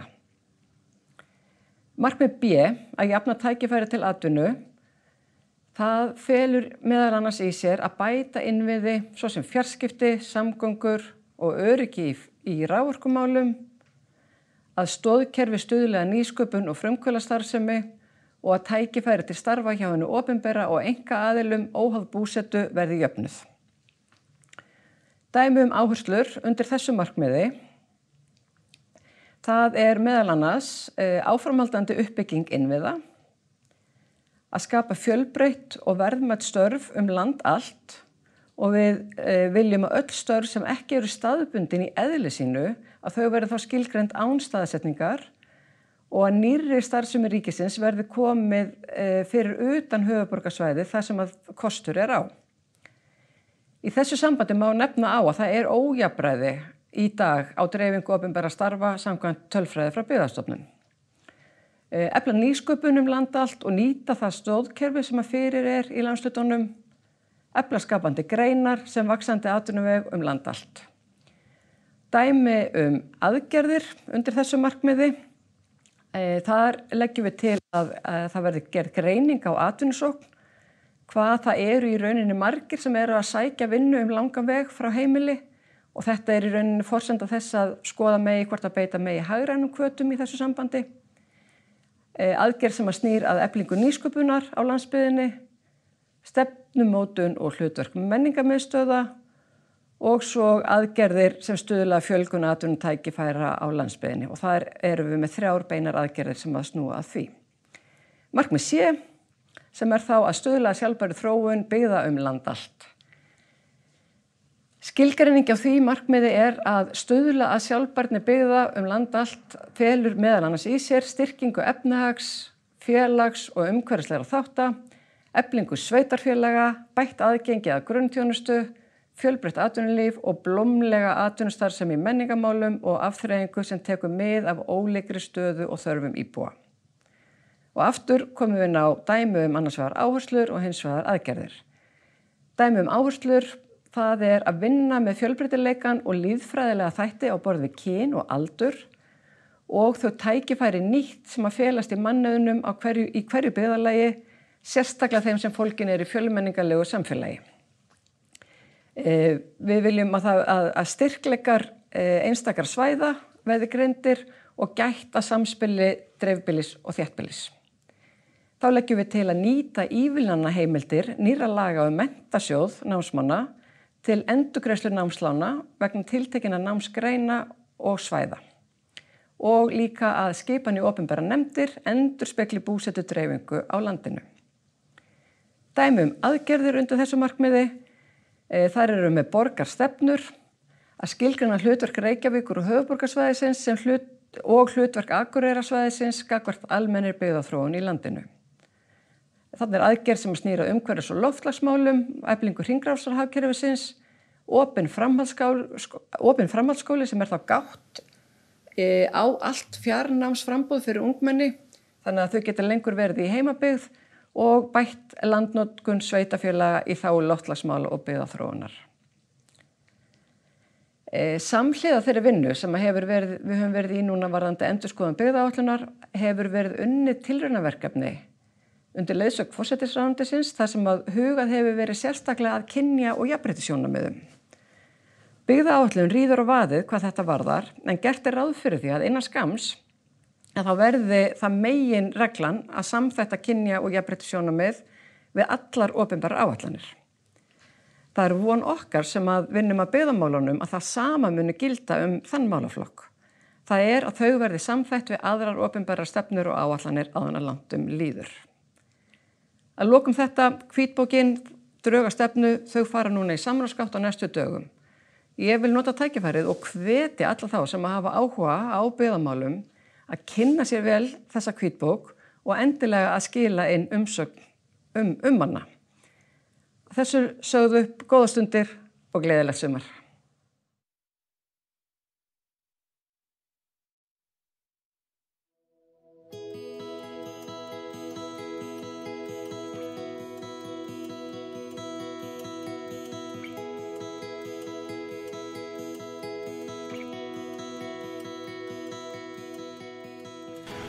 Ég heiti Helgi Sigurðsson og ég einn eigandi að Blábjörgum hér að Borgarfirði eystri.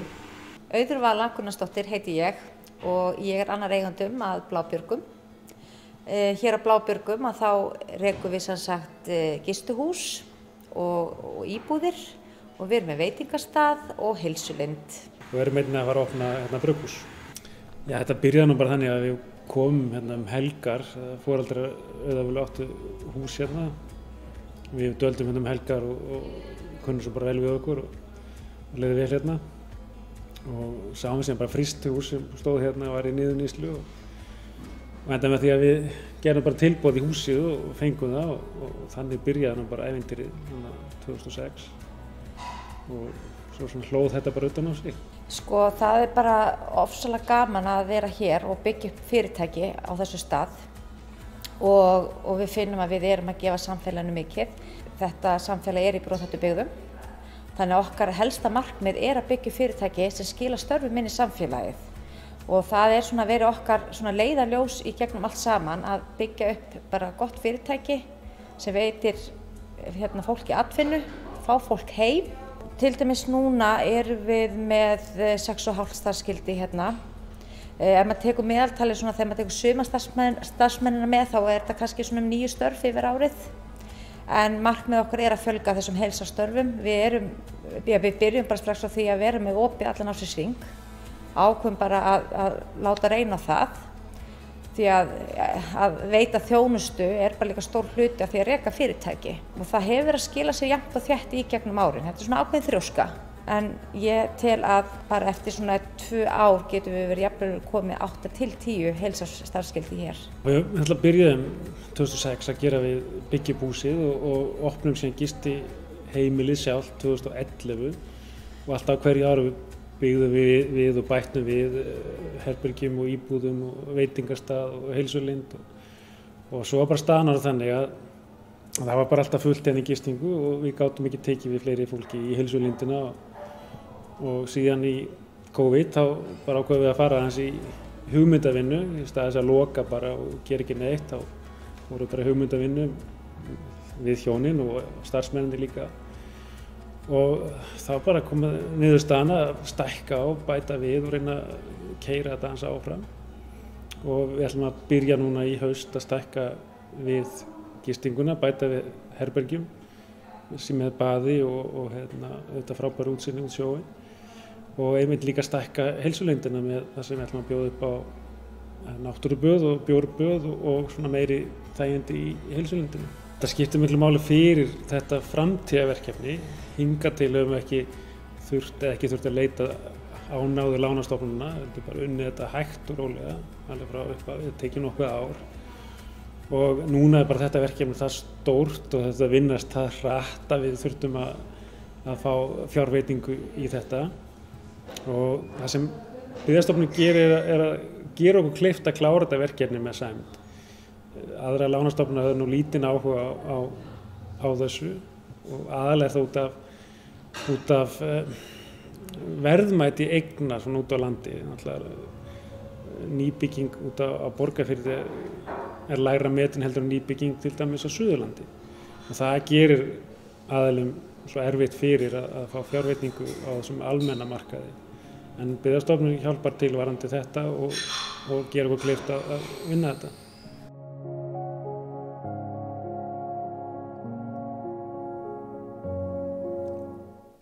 Góðan daginn, ég ætla að segja ykkur frá verkefni sem ber heitið Byggðafesta og búsetu fyrirætlanir. á Íslandi og tilgangur þess að auka þekkingu á orsökum, eðli og afleiðingum búferla flutninga á Íslandi í þágu byggðafræði og stefnumótunar í byggðamálu. Þóroddur Bjarnason, prófessor við Háskólann á Akureyri, stýrir verkefninu fyrir hönd Byggðastofnunar. Aflað nýrra gagna með spurningakönnunum sem ég ætla að tala hér á eftir. En aðrir þættir rannsóknarinnar felast meðal annars í úrvinnslu opinberra gagna og viðtölum.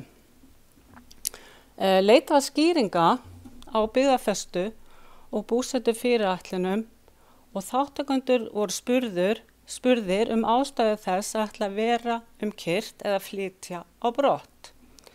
Skoða hvernig búsetu áform tengjast ýmsum breytum, svo sem kyni og aldri, menntun og stöðu á vinnumarkaði, húsnæði og heimili, búsetu vina og ættingja og margvíslegum staðatengslum, búsetu ánægju og mati svarenda og þróun lífskjara.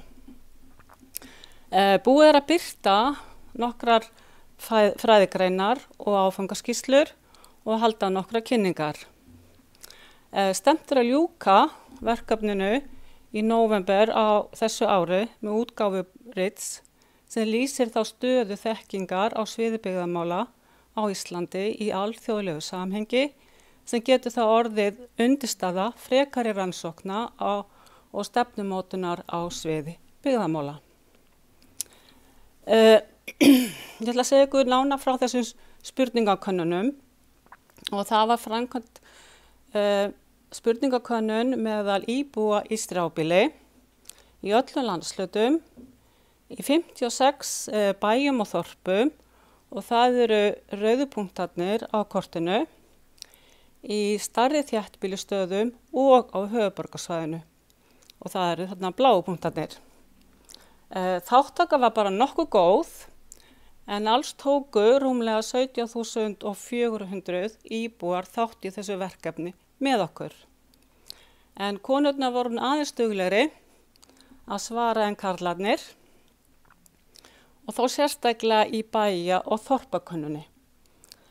Stóra myndin má segja sé sú að meiri hlutinn eða 60–75% sjá fyrir sér að verum kyrt í byggðarlaginu.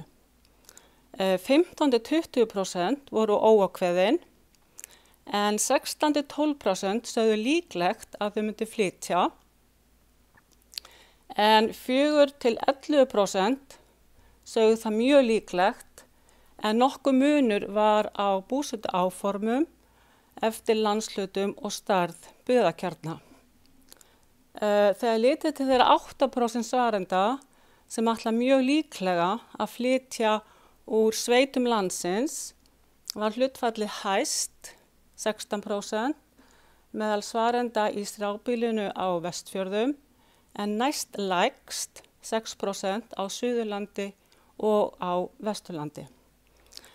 En lægst var það í strjálbýli næst höfuðborgarsvæðinu. Sé litið til þeirra 11% svarenda sem ætla mjög líklega að flytja frá bæjum og þorpum hlutfallið hæst á Vesturlandi og á Vestfjörðum en lægst á Norðurlandi vestra. Og hlutfall þeirra sem ætla að flytja lækkar með aukinni stærð byggðakjarna. Og þegar litið til þeirra 6% svarenda sem ætla mjög líklega að flytja frá stærri þéttbýlisstöðum var hlutfallið lægst í Þorlákshöfn og á Akureyri. Það var 4–5% á Akranesi, Hveragerði, Selfossi og Grindavík. Það var 6% í Vestmannaeyjum, Húsavík og Borgarnesi og 7–8% í Reykjanesbæ, Egilsstöðum, Ísafirði og á Sauðárkróki. Þá ætla 4% svarenda á höfuðborgarsvæðinu mjög líklega að flytja þaðan. 11% getur virst hátt en að rétt að hafa það í huga að umtalsverður hreyfanleiki einkennir íslensk byggðarlög. En samkvæmt Hagstofu Íslands flytja að jafnaði 5-9% til eða frá einstökum sveitarfélögum á hverju ári. Og hvert ætlast fólkið að fara? Af þeim sem segjast örugglega eða líklega ætla að flytja á brott á næstu 2-3 árum reikna 3 af hverjum 10 með að flytja á höfuðborgarsvæðið. Fjórðungur svarenda í strjálbýlinu hyggst flytja innan sama landshluta og það á einnig við 13% svarenda í minni bæjum og þorpum. Þá segjast 17% svarenda í strjálbýlinu og 15 í bæjum og þorpum ætla að flytja til annars landshluta utan höfuðborgarsvæðisins. En 15 reikna með að flytja til annars lands. 10% í sveitum og 14% í bæjum og þorpum hafa ekki ákveðið hvert þau ætla að flytja. Og þessi litríka mynd hérna sýnir líklegasta áfangastað þeirra sem ætla að flytja á næstu 2-3 árum. Og efsta línan þarna eru þá íbúar á höfuðborgarsvæðinu sem ætla að flytja. Og það er algengast að þeir segist ætla að flytja til annars landshluta eða til útlanda. Og ég ætla aðeins að reyna draga þetta saman. Ég ætla ekki að þylja allar þessar tölur upp, en þeir sem búa utan höfuðborgarsvæðisins og ætla að flytja, þeir ætla að flytja flestir á höfuðborgarsvæði. Það er þessi appelsínugulu súlurnar þarna. Og þá sérstaklega þeir sem búa í Vestmannaeyjum, á Ísafirði eða á Suðurnesjum utan Reykjanesbæjar. Það er að segja í Garði, Grindavík, Sandgerði eða Vogum. Margir ætla einnig að flytja til útlanda og þá sérstaklega þeir sem búa í Reykjanesbæ eða Akranesi og Borgarnesi. Þeir sem líklegasti til að flytja innan sama landshluta eru íbúar Húsavíkur og Selfoss. Það er sem sagt þessar gráu súlur þarna. En líklegasti til að flytja til annars landshluta er þeir sem búa á Sauðárkróki eða Egilsstöðum. Og hverjir eru svo líklegastir til að ætla að vera eða fara? Niðurstöður benda til þess að það er ekki mikill munur á líkum eftir kynjum á því að ætla að flytja í burtu eða vera kyrrt.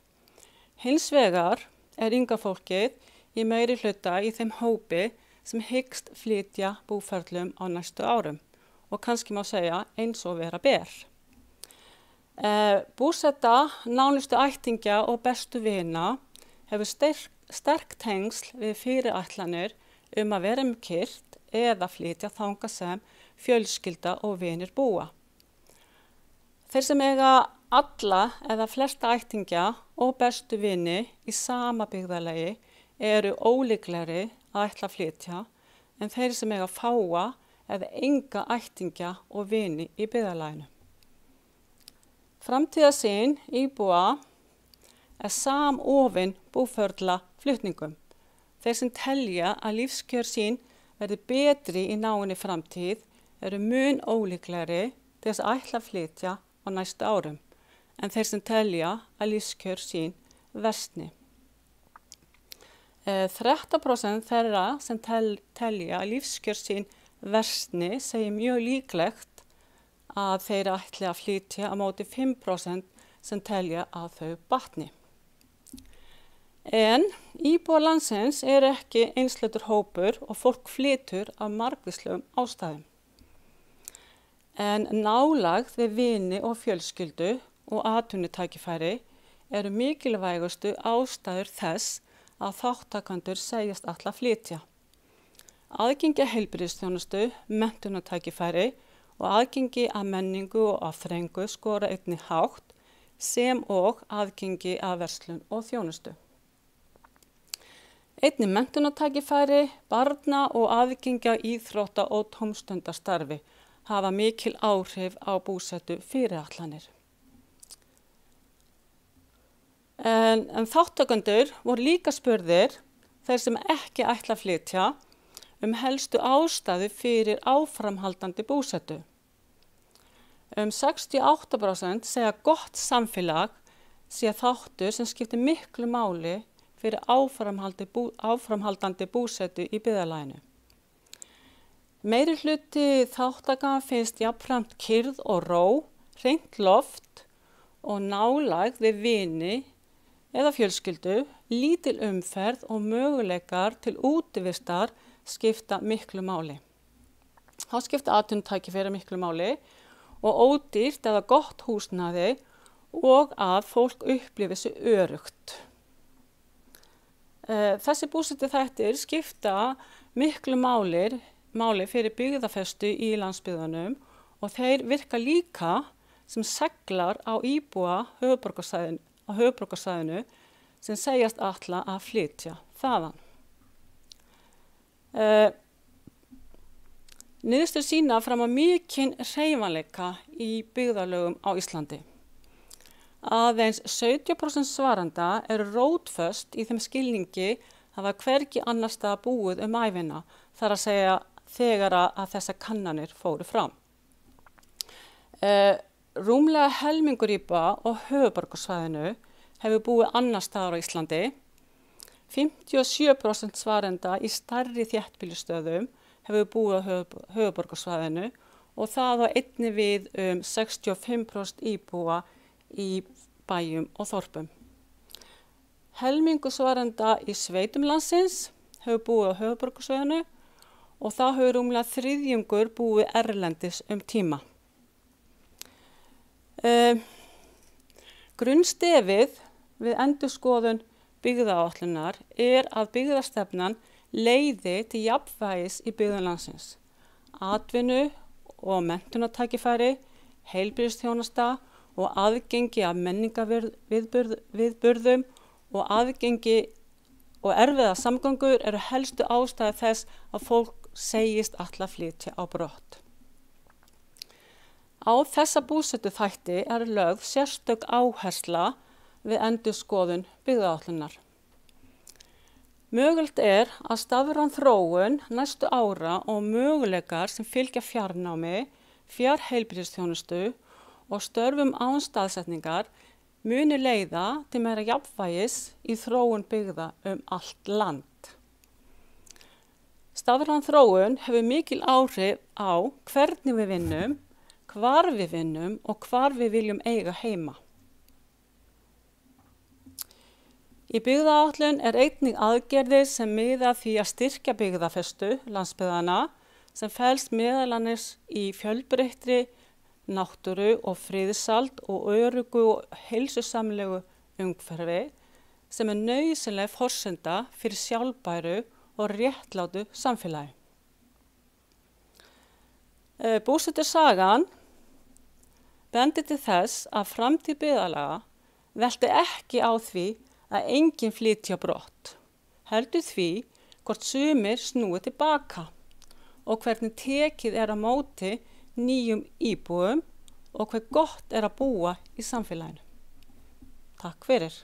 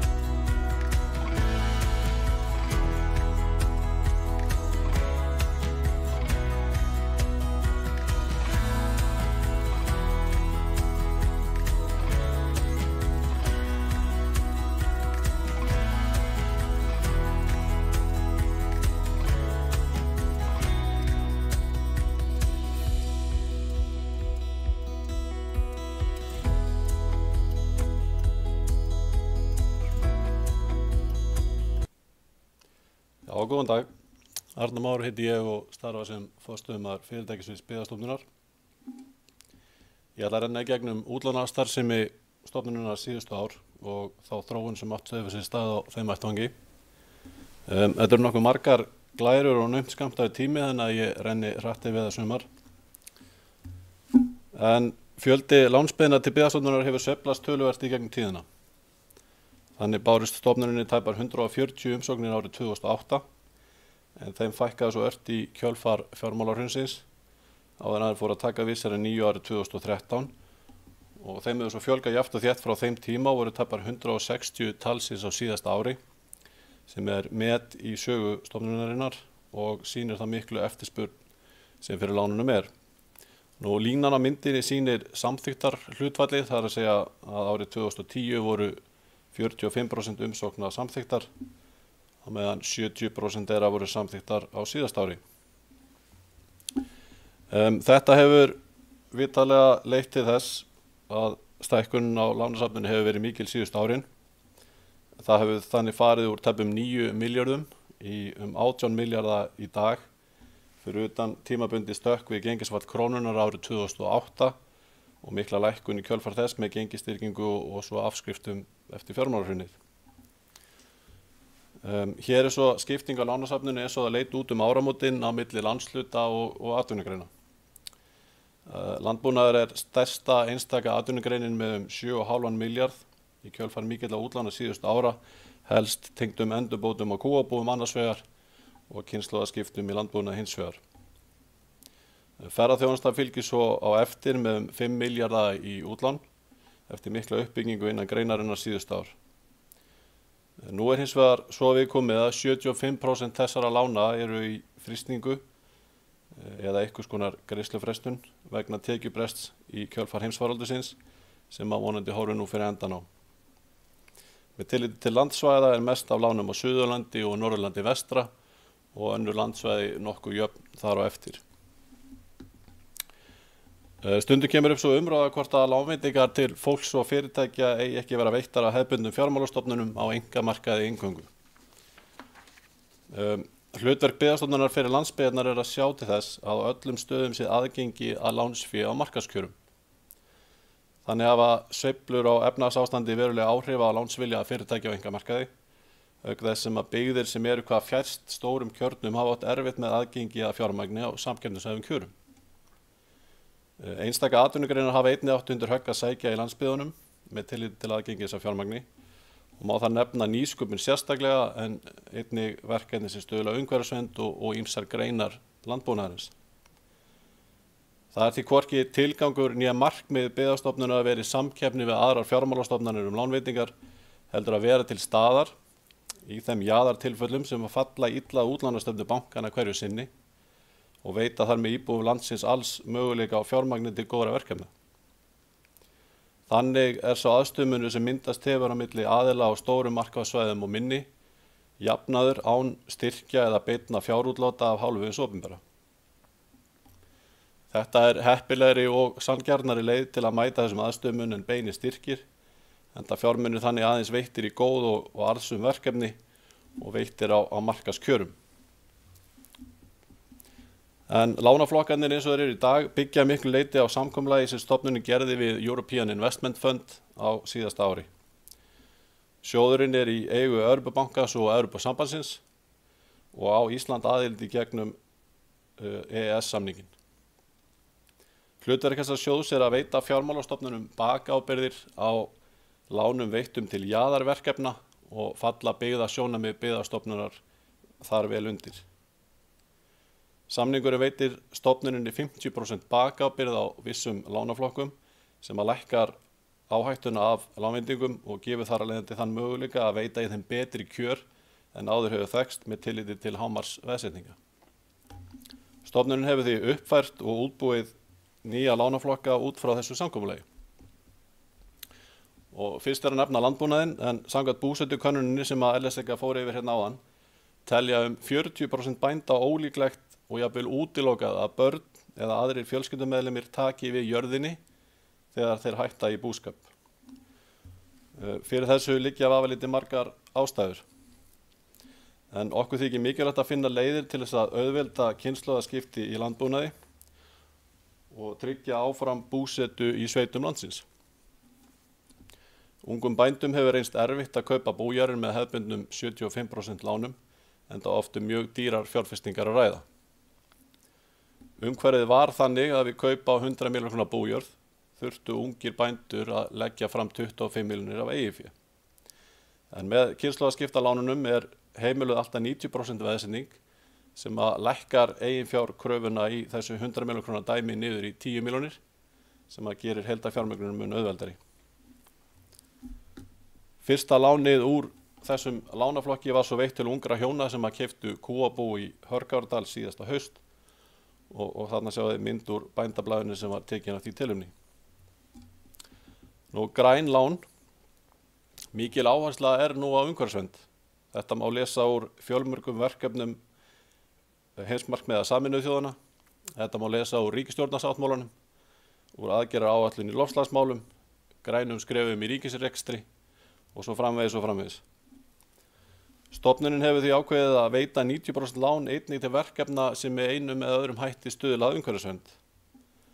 Möguleiki á að greiða eingöngu vexti fyrst sinn enda umhverfisvæn verkefni oftar en ekki lengi í þróun án þess að vera tekjuberandi. Þetta hefur einnig reynst vinsæll lánaflokkur og það viðbúið að umsóknum í hann muni áfram fjölga. Dæmi verkefni úr grænu lánaflokknum til dæmis jarðgerðarstöðin Molta í Eyjafirði sem framleiðir moltu úr lífrænum úrgangi frá sveitarfélögunum í kring.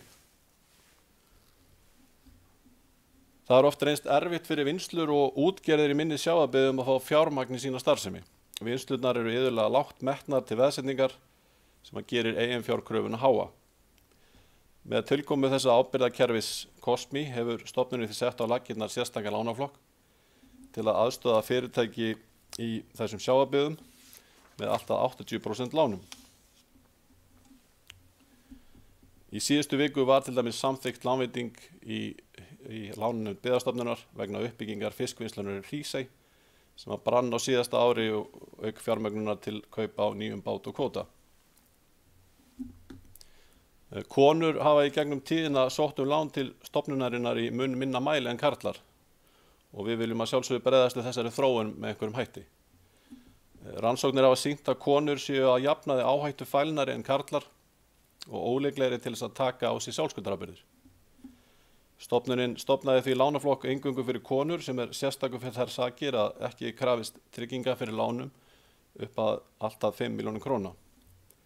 Það hefur verið stöðu eftirspurn í lánaflokkin og mörg spennandi verkefni orðið til, eins og til dæmis súkkulaði framleiðsla sætt og salt á Súðavík, þar sem framleitt handunni súkkulaði í ýmsum útfærslum.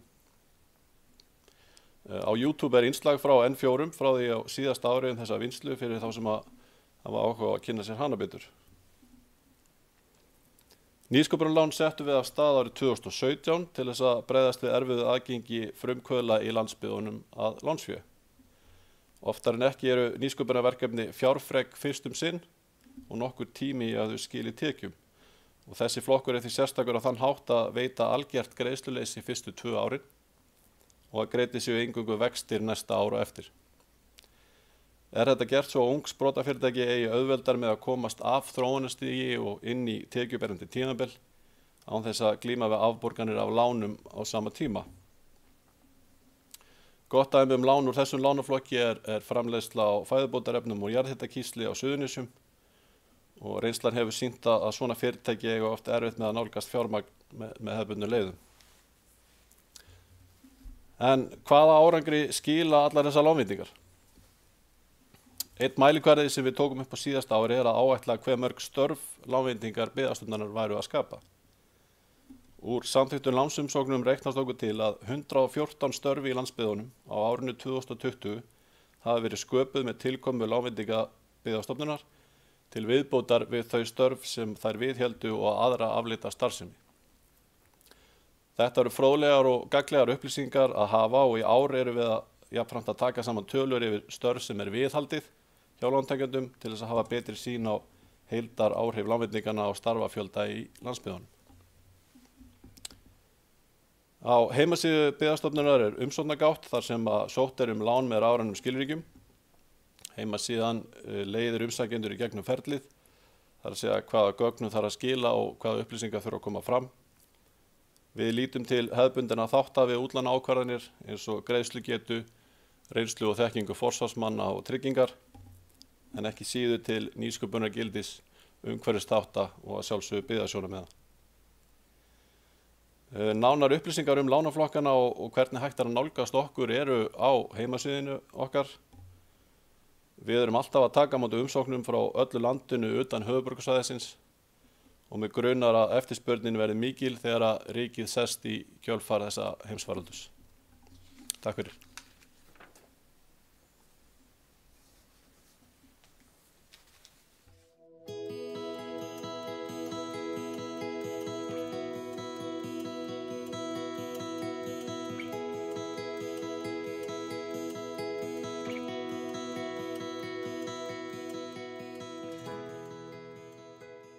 Ég heiti Sigþór Óttó Hallgrímsson.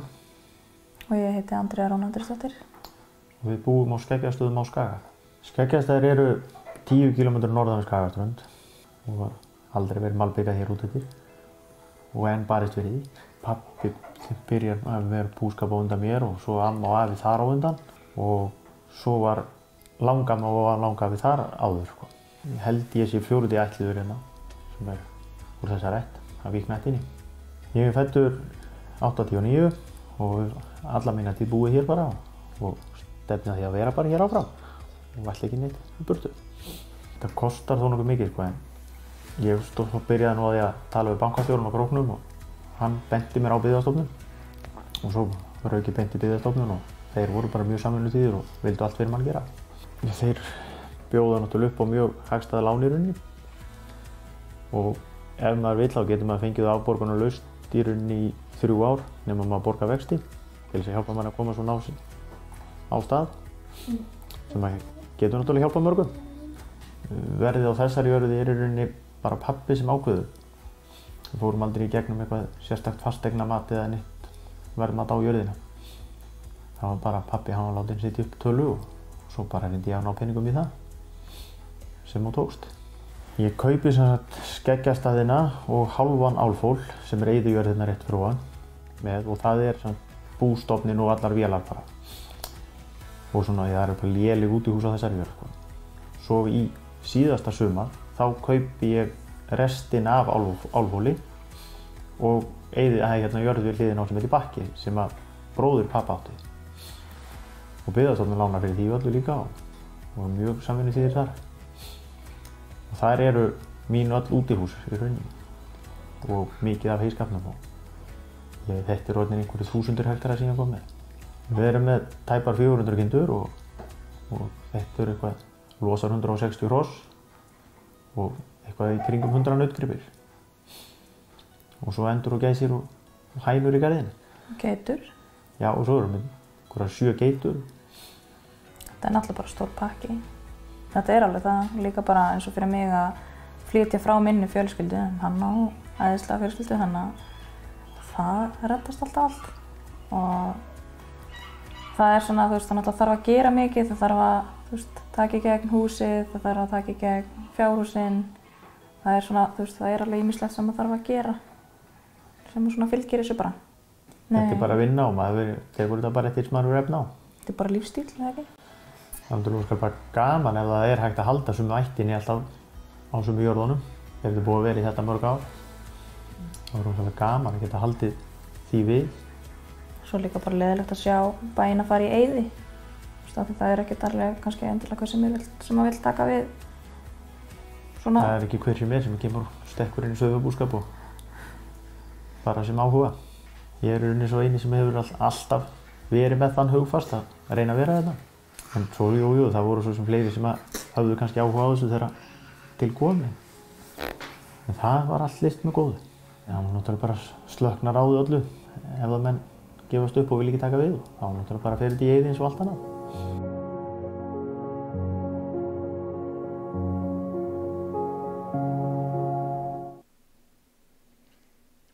Komið sæl, ég heiti Þorkell Stefánsson og sérfræðingur á þróunarsviði. Ég ætla að fara aðeins yfir hérna mælaborðin sem við erum með fyrir gögn sem að við birtum á heimasíðunni. Þetta eru byggðatengd gögn sem að Byggðastofnun ýmist safnar eða eru fengin annar staðar frá, til dæmis frá Hagstofunni eða Orkustofnun eða Þjóðskrá. Þessum mælaborðum er ætlað að gefa skýrt og fljótlegt yfirlit yfir byggðatengd gögn og birtast í mælaborðunum í töflum, á gröfum eða á kortum. Og notandinn getur sem sagt síja þessi gögn eftir til dæmis landsluta eða ári, bara eftir því hvað hann vill sjá, og þá breytast myndirnar og töflunar inn í mælaborðunum. Ég ætla að fara bara beint inn í fyrsta mælaborðið sem ég ætla að sýna ykkur, sem er hérna sveitarfélagaskipan. En fyrst ætla ég að sýna ykkur hvernig maður fer inn á svæðið á heimasíðunni þar sem mælaborðin eru. Þá er ég búin að taka svona myndband fyrirfram, sýna ykkur hvernig þetta kemur út. Það er hérna takki sem heitir mælaborð, eða það er hægt að fara í útgefið efni og þaðan inn á síðuna þar sem að mælaborðin eru, sem núna eru komin út á vefinn.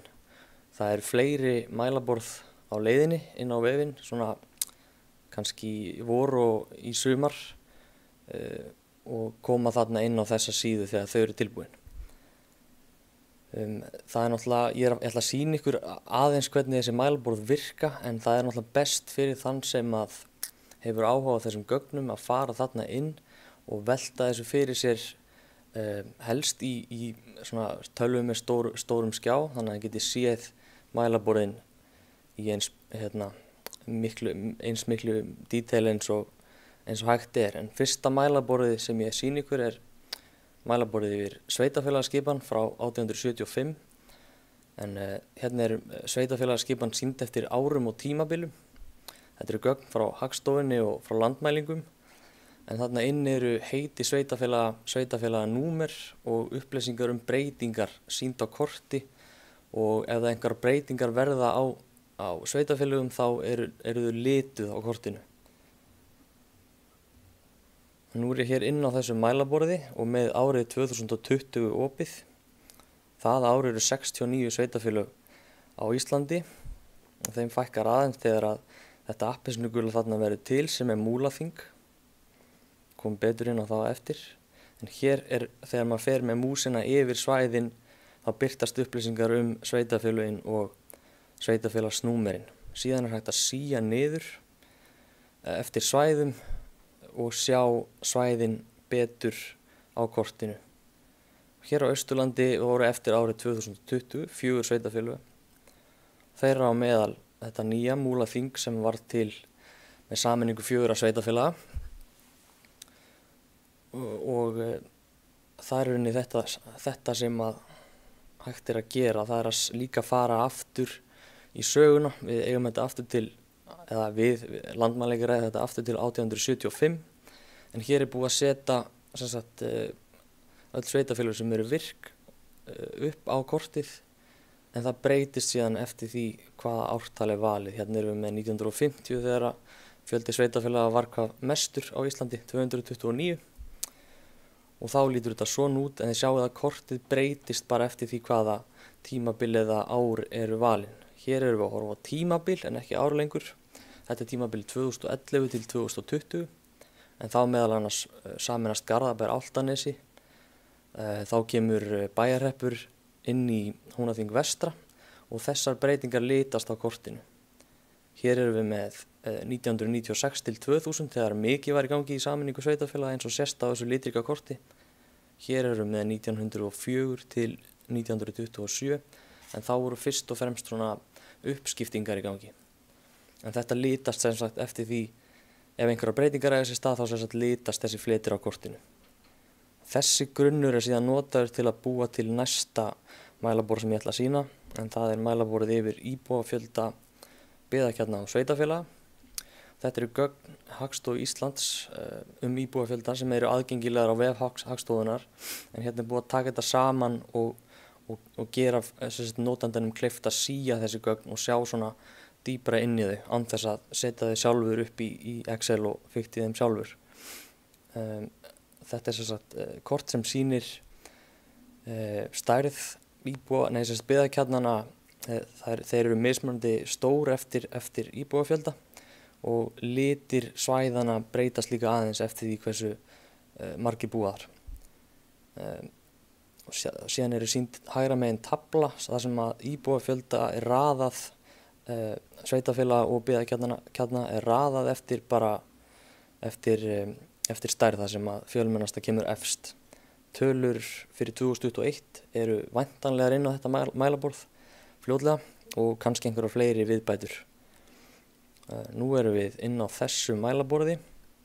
Hér sjáum við Íslandskortið með kúlunum sem tákna byggðakjarnana og sveitarfélagaskipanin eins og hún er þarna í ársbyrjun 2020 og það er hægt að fara aftur til ársins 2001 á þessum mælaborði. Þá sjáum við að sveitarfélagaskipanin breytist, hér erum við með 2001 og taflan hægra megin breytist líka.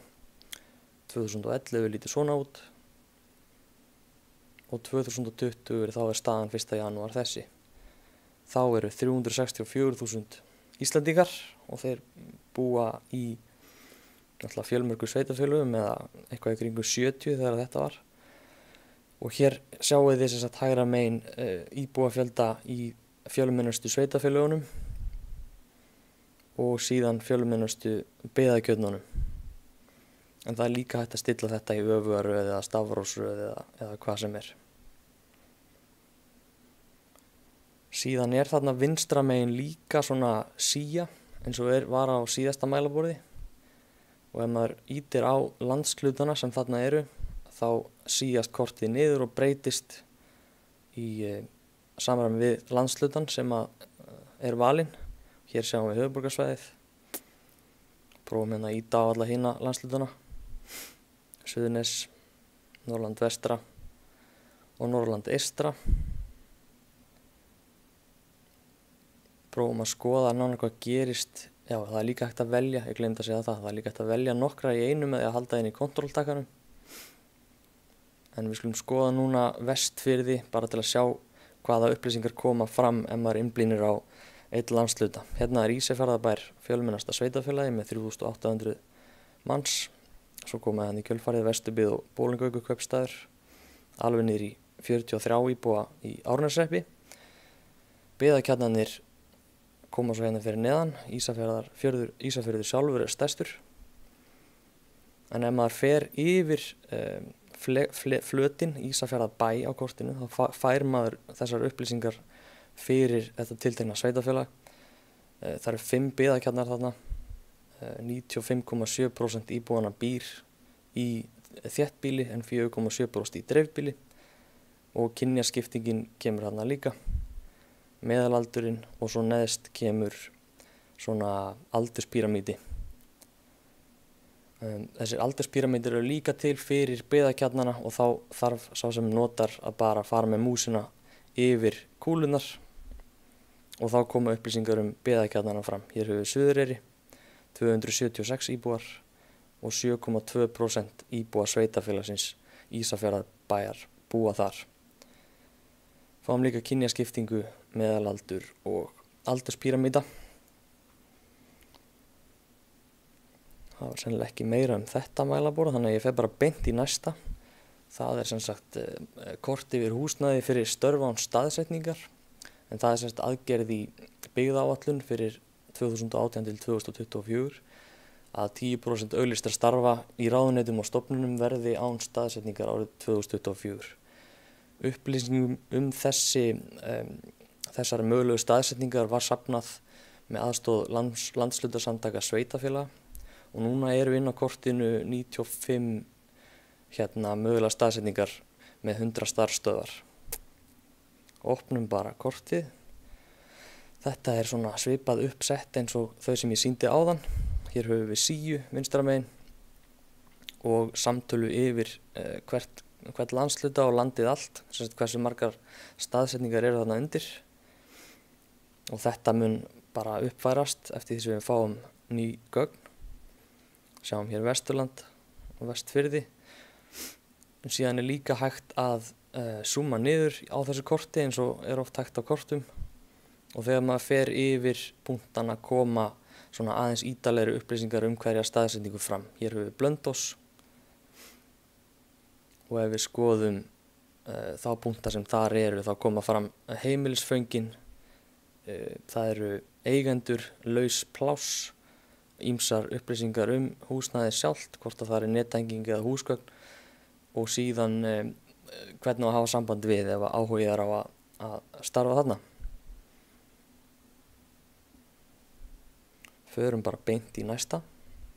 Það er mælaborð sem er nýkomið út eða svona nýlega komið út orkukostnað heimila. Það var Orkustofnun sem reiknaði fyrir okkur raforku- og húshitunarkostnað fyrir viðmiðunareign sem er 140 fermetrar og 350 rúmmetrar og þetta hefur verið gert síðan 2013 og niðurstöðurnar eru í meginatriðum áfram þær sömu, það er að segja að orkukostnaður er hæstur þar sem ekki er hitaveita og þarf að hita með rafmagni og raforkuverð er hærra í dreifbýli heldur en þéttbýli. Hæsti orkukostnaður hefur þó lækkað vegna niðurgreiðslna. En mælaborðið sýnir orkukostnað í þéttbýli á korti og staðirnir þar sem orkukostnaður er hæstur. Það er að segja í þessari greiningu það eru fleiri staðir sem hafa hæstan orkukostnað heldur en til dæmis bara einn og þeir eru litaðir rauðir, staðir þar sem orkukostnaður er lægstur eru litaðir grænir á kortinu. Hér höfum við mælaborðið þetta. Það er komið út skýrsla líka og hún er aðgengileg á heimasíðunni. Hér eru súlurit þar sem að sýndur er heildarorkukostnaður. Það er hægt að fara aftur í tíman og sjá hvernig þetta var alveg til 2014 og þetta er á verðlagi hvers árs. Sjáum hérna líka að það er hægt að velja hvort að það er raforka eða húshitun sem eru sýnd bæði eða bara hvort annað er sýnt. Prófum að haka úr húshitun og fá bara raforkuna. Þá sjáum við hérna efst á þessu súluriti að staðirnir sem eru með hæsta þéttbýlisstaðirnir sem eru með hæstan raforkukostnað, þeir eru skilgreindir sem þéttbýli hjá raforkufyrirtækjunum og þetta eru til dæmis Stránsnes, Reykhólar, Laugavatn og fleiri staðir. Setjum inn heildarorkukostnaðinn, það er að segja bætum húshituninni við og sjáum við að Seltjarnarnes, Flúðir og Mosfellsbær eru með lægsta heildarorkukostnaðinn. Þegar maður fer svona yfir einhvern stað þá sjást forsendurnar þar á bakvið, hvernig húshitun er og hvernig rafveitan er. Það er að segja hérna á Ísafirði er kynnt hitaveita, sjáum heildarkostnaðinn og sjáum hvernig hann sundurliðast í raforku og húshitun og svo súlurit með þróuninni. Það er líka hægt að skipta á milli úr algengasta og lægsta kostnaði en síðan er líka hægt í þessu mælaborði að bæta varmadælu við og þá breytast forsendurnar þar sem að notast við rafhitun og þá sjáum við að litirnir á kortinu breytast og uppröðunin á súluritinu breytist líka. Þá koma aðrar forsendur inn, það er að segja rafhitun með varmadælu og þá eru dýru hitaveitunar eða hitaveitur sem eru hvað dýrastar á Íslandi, þá eru þær staðsetningar sem að nýta sér hitaveitu þaðan orðnir rauðu blettirnir á kortinu. Síðasta mælaborðið sem ég ætla að sýna er í vinnslu ennþá, þannig að það er ekki komið út á heimasíðunni. Þetta er mælaborðum fasteignamat og fasteignagjöld. Hér voru ennþá fleiri staðir notaðir og það er ætlunin að fjölga líka stöðum í þessu mælaborða sem ég var að sýna áðan yfir orkukostnað. En það er þjóðskrá sem að reiknar fasteignamat, það er að segja húsmat og lóðamat fyrir viðmiðunareign sem er 161 fermetri, 476 rúmmetrar á 808 fermetra lóð. Þetta fasteignamat sem þá kemur frá þjóðskrá er síðan notað til að reikna upp fasteignagjöld, það er að segja fasteignaskatt, lóðarleigu, fráveitugjald, vassgjald og sorpgjald og það er gert upp úr gjaldskrám sveitarfélaga og þau síðan fengin til að fara yfir útreikningana. Mælaborðið sýnir fasteignagjöldin í þéttbýlinu eða í þéttbýli sem er inn í greiningunni, ekki kannski alveg öllum stöðum og forsendurnar sem eru þar að baki. Það kemur til að með að líta út einhvern veginn svona. Það er Íslandskort þar sem að staðirnir eru litaðir rauðir eða grænir eftir því hvort að heildar fasteignagjöldin eru tiltölulega í þessum samanburði dýr eða ódýr. Síðan SÍA vinstra megin, þar sem hægt að velja landshlutana og þar sést líka meðal fasteignagjöldin og meðal fasteignamatið fyrir hvert svæði og landið allt.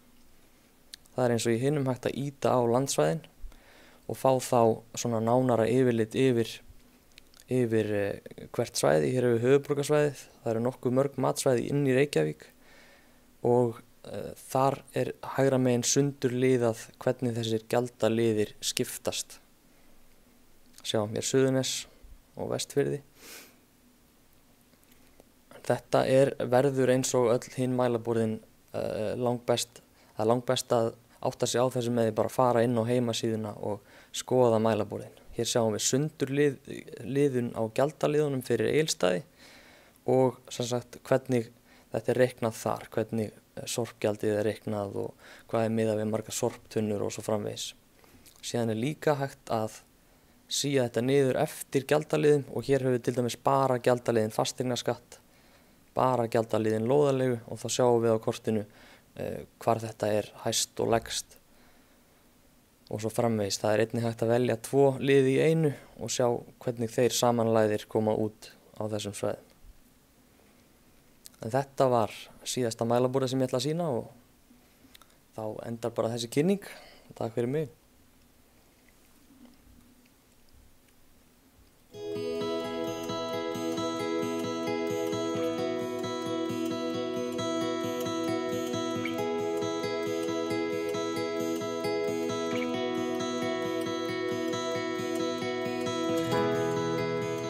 Ég heiti Kládía Vertekar og ég verslunarstjóri Hríseyjarbúðarinnar.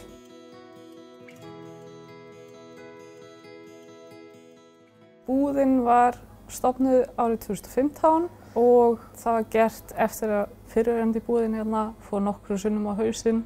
Það voru mismunandi aðilar með búð hérna og þessi rekstur stóð ekki undir sér. Að lokum var stofnað þetta félag sem heitir núna Hríseyjarbúðin EHF.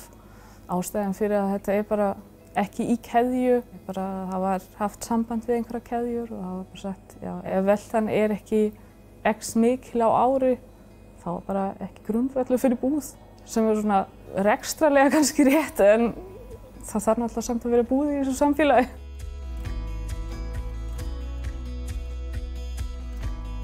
Þannig sé ég náttúrulega ekki eigandi út það Hríseyingar eiga þetta saman. Ég sem sagt bjó í Reykjavík og mér langaði að breyta til og ég sá þessa auglýsingu í Fréttablaðinu og hugsaði bara, ok, ég ætla að sækja þetta. Þannig að á afmæli mínu þegar ég var 30 ára þá fór ég til Hríseyjar í viðtal og fekk mér bara starf í afmælisgjöf, má segja. Og hef verið hérna í 5 ár.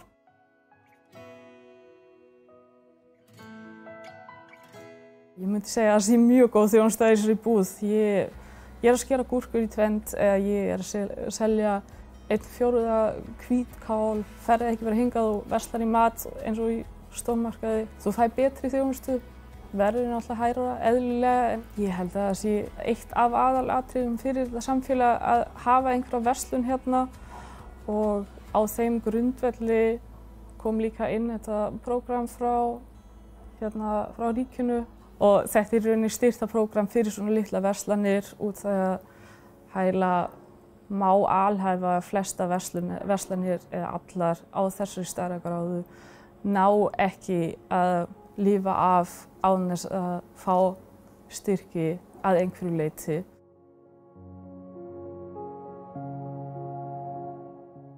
Það má eiginlega bara segja að það vansi að þessi búð væri ennþá til ef við hefum ekki fengið þessa styrki. Og ég man að árið 2017 þá ætla ég að kaupa einhverja vörur og það voru til 7.000 krónur inn á reikningum og allt rautt inn á heimabanka.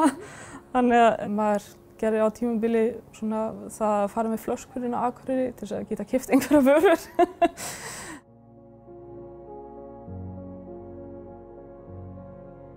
Og þetta situr svo mikið í manni hefur tekið eftir út þetta var á tímabili mjög erfiður rekstur og þetta hefur sem betur fer breyst. Við gátum gert eitthvað meira hérna, farið í einhverja framkvæmdir, einmitt út þessum styrkjum og partur af þessu var líka rekstrarstyrkur sem gerir bara verkum að maður veit að þetta hefur einhverja framtíð. Þannig að þetta algjörlega mjög nauðsynlegt.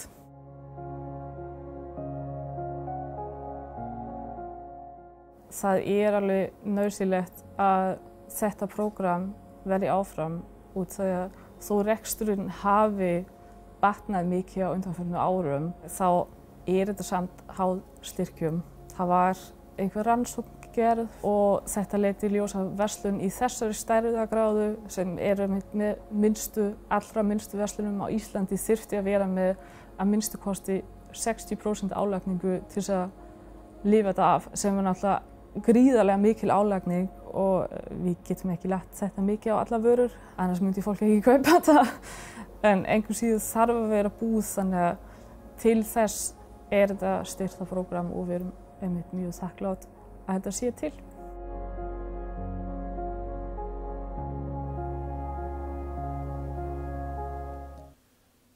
Ágætu ársfundagestir, ég vil í lok þessa fundar upplýsa að mér hefur í dag borist bréf frá samgöngu- og sveitarstjórnarráðherra þar sem hann tilkynnir skipan stjórnar Byggðastofnunar á næsta starfsári en samkvæmt 3. greinar laga Byggðastofnun þá skipar ráðherra 7 menn í stjórn stofnunarinnar og jafnmarga til vara til 1 árs í senn.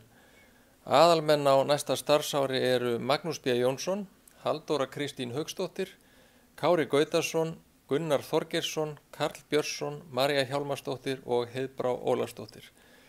Magnús B. Jónsson stjórnarformaður og Halldóra Kristín Hauksdóttir varaformaður. Ég vil að lokum þakka ykkur fyrir þátttöku ykkar í þessum fundi og hvet ykkur til þess að hafa samband við starfsmenn Byggðastofnunar ef spurningar vakna það sem að hér hefur farið fram og þið viljið fá frekari upplýsingar starfsemi stofnunarinnar. Takk fyrir okkur.